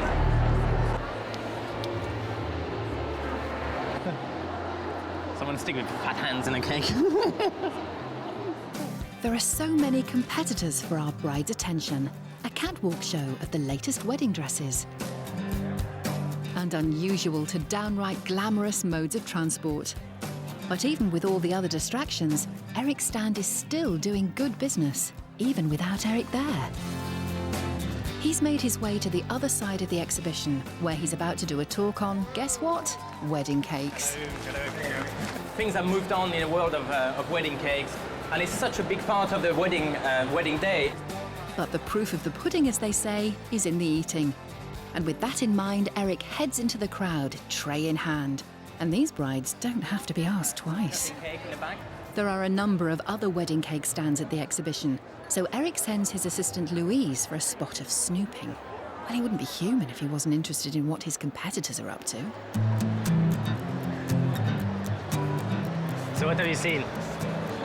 That was the one I was talking Oh about. my God. You don't even know if it's a cake or a flower display. Are they busy? Were they busy? Everybody's busy in one way. No? Not really, No. There was one or two people at the one stand that I was. This one, hardly anybody looked at it. Yeah. Everybody's just walking past. Good news there, then. The word we heard today is your cake looks simple. Not being like, simple like it's nothing on it, but, other people always try to start with something nice and they had to add some twigs or some huge feathers on the top or some glitter or something. And at the end of the day, it's a wedding. So, it's not a fancy dress party. It doesn't matter what people can try to copy us. They will always do something to it to destroy the look.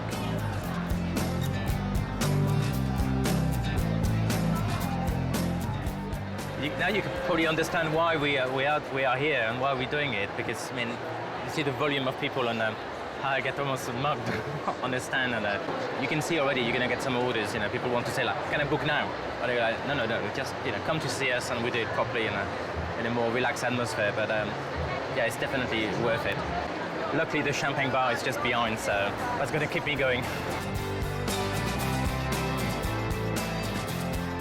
With the sound of fresh orders ringing in his ears, it's back to the peace and quiet of home to create a delicate iced wedding cake with butterflies.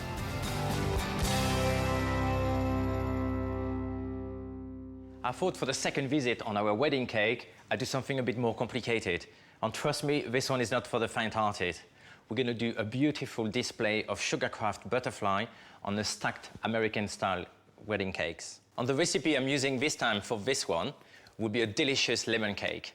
So to start, we're going to mix some caster sugar with some softened butter. It's actually a very basic recipe, and you can really add any flavoring you want. So, for example, you could add some cocoa powder, you could add some vanilla extract to make a vanilla sponge, orange zest. Beat together butter and caster sugar. Add the eggs one at a time and continue to mix until creamy. Add the flour and fold it in gently.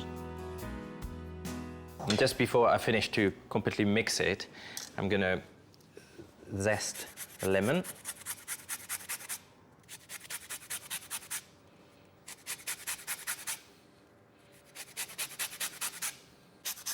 You can even serve this cake as a dessert. You know, a nice slice of lemon cake, and on the side you can just put some berries and some raspberry coulis, and it's quite another opportunity to use your wedding cake as a dessert, and you're making sure people are gonna eat it and enjoy it. I think you have to be careful when you do anything with lemon as well. They are so acidic. They will cook your eggs in your recipe. So sometimes people go like, oh, I'm gonna put like 2 zest because I like mine very zesty. On your cake, it just ends up being like a pancake. I'm gonna cut the lemon. We're just gonna juice it.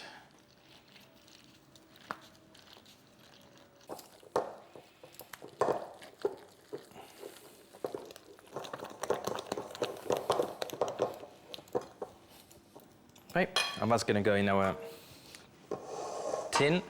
But before I do that, that's one of my little tricks.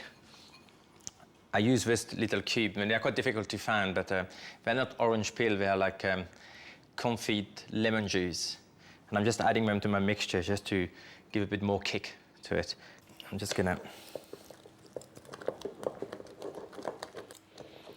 So we're just gonna empty that in a tin.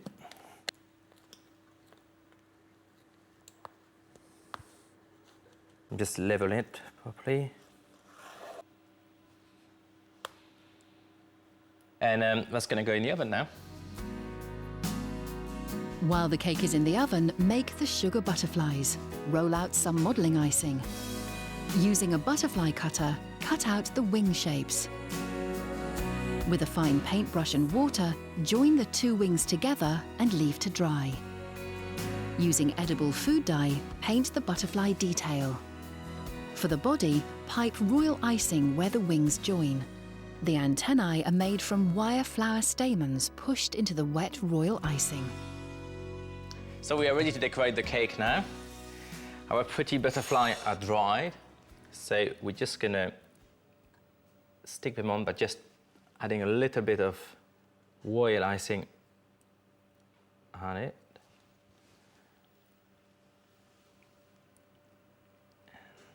Just pressing them down.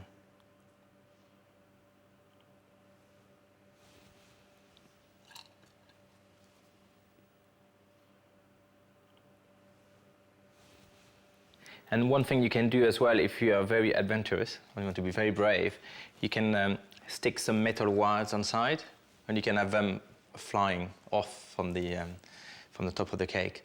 That's probably the next step when you're ready to do cake number 2. And of course, it doesn't have to be a wedding cake. You can just do 1 tier for a lovely birthday or another celebration.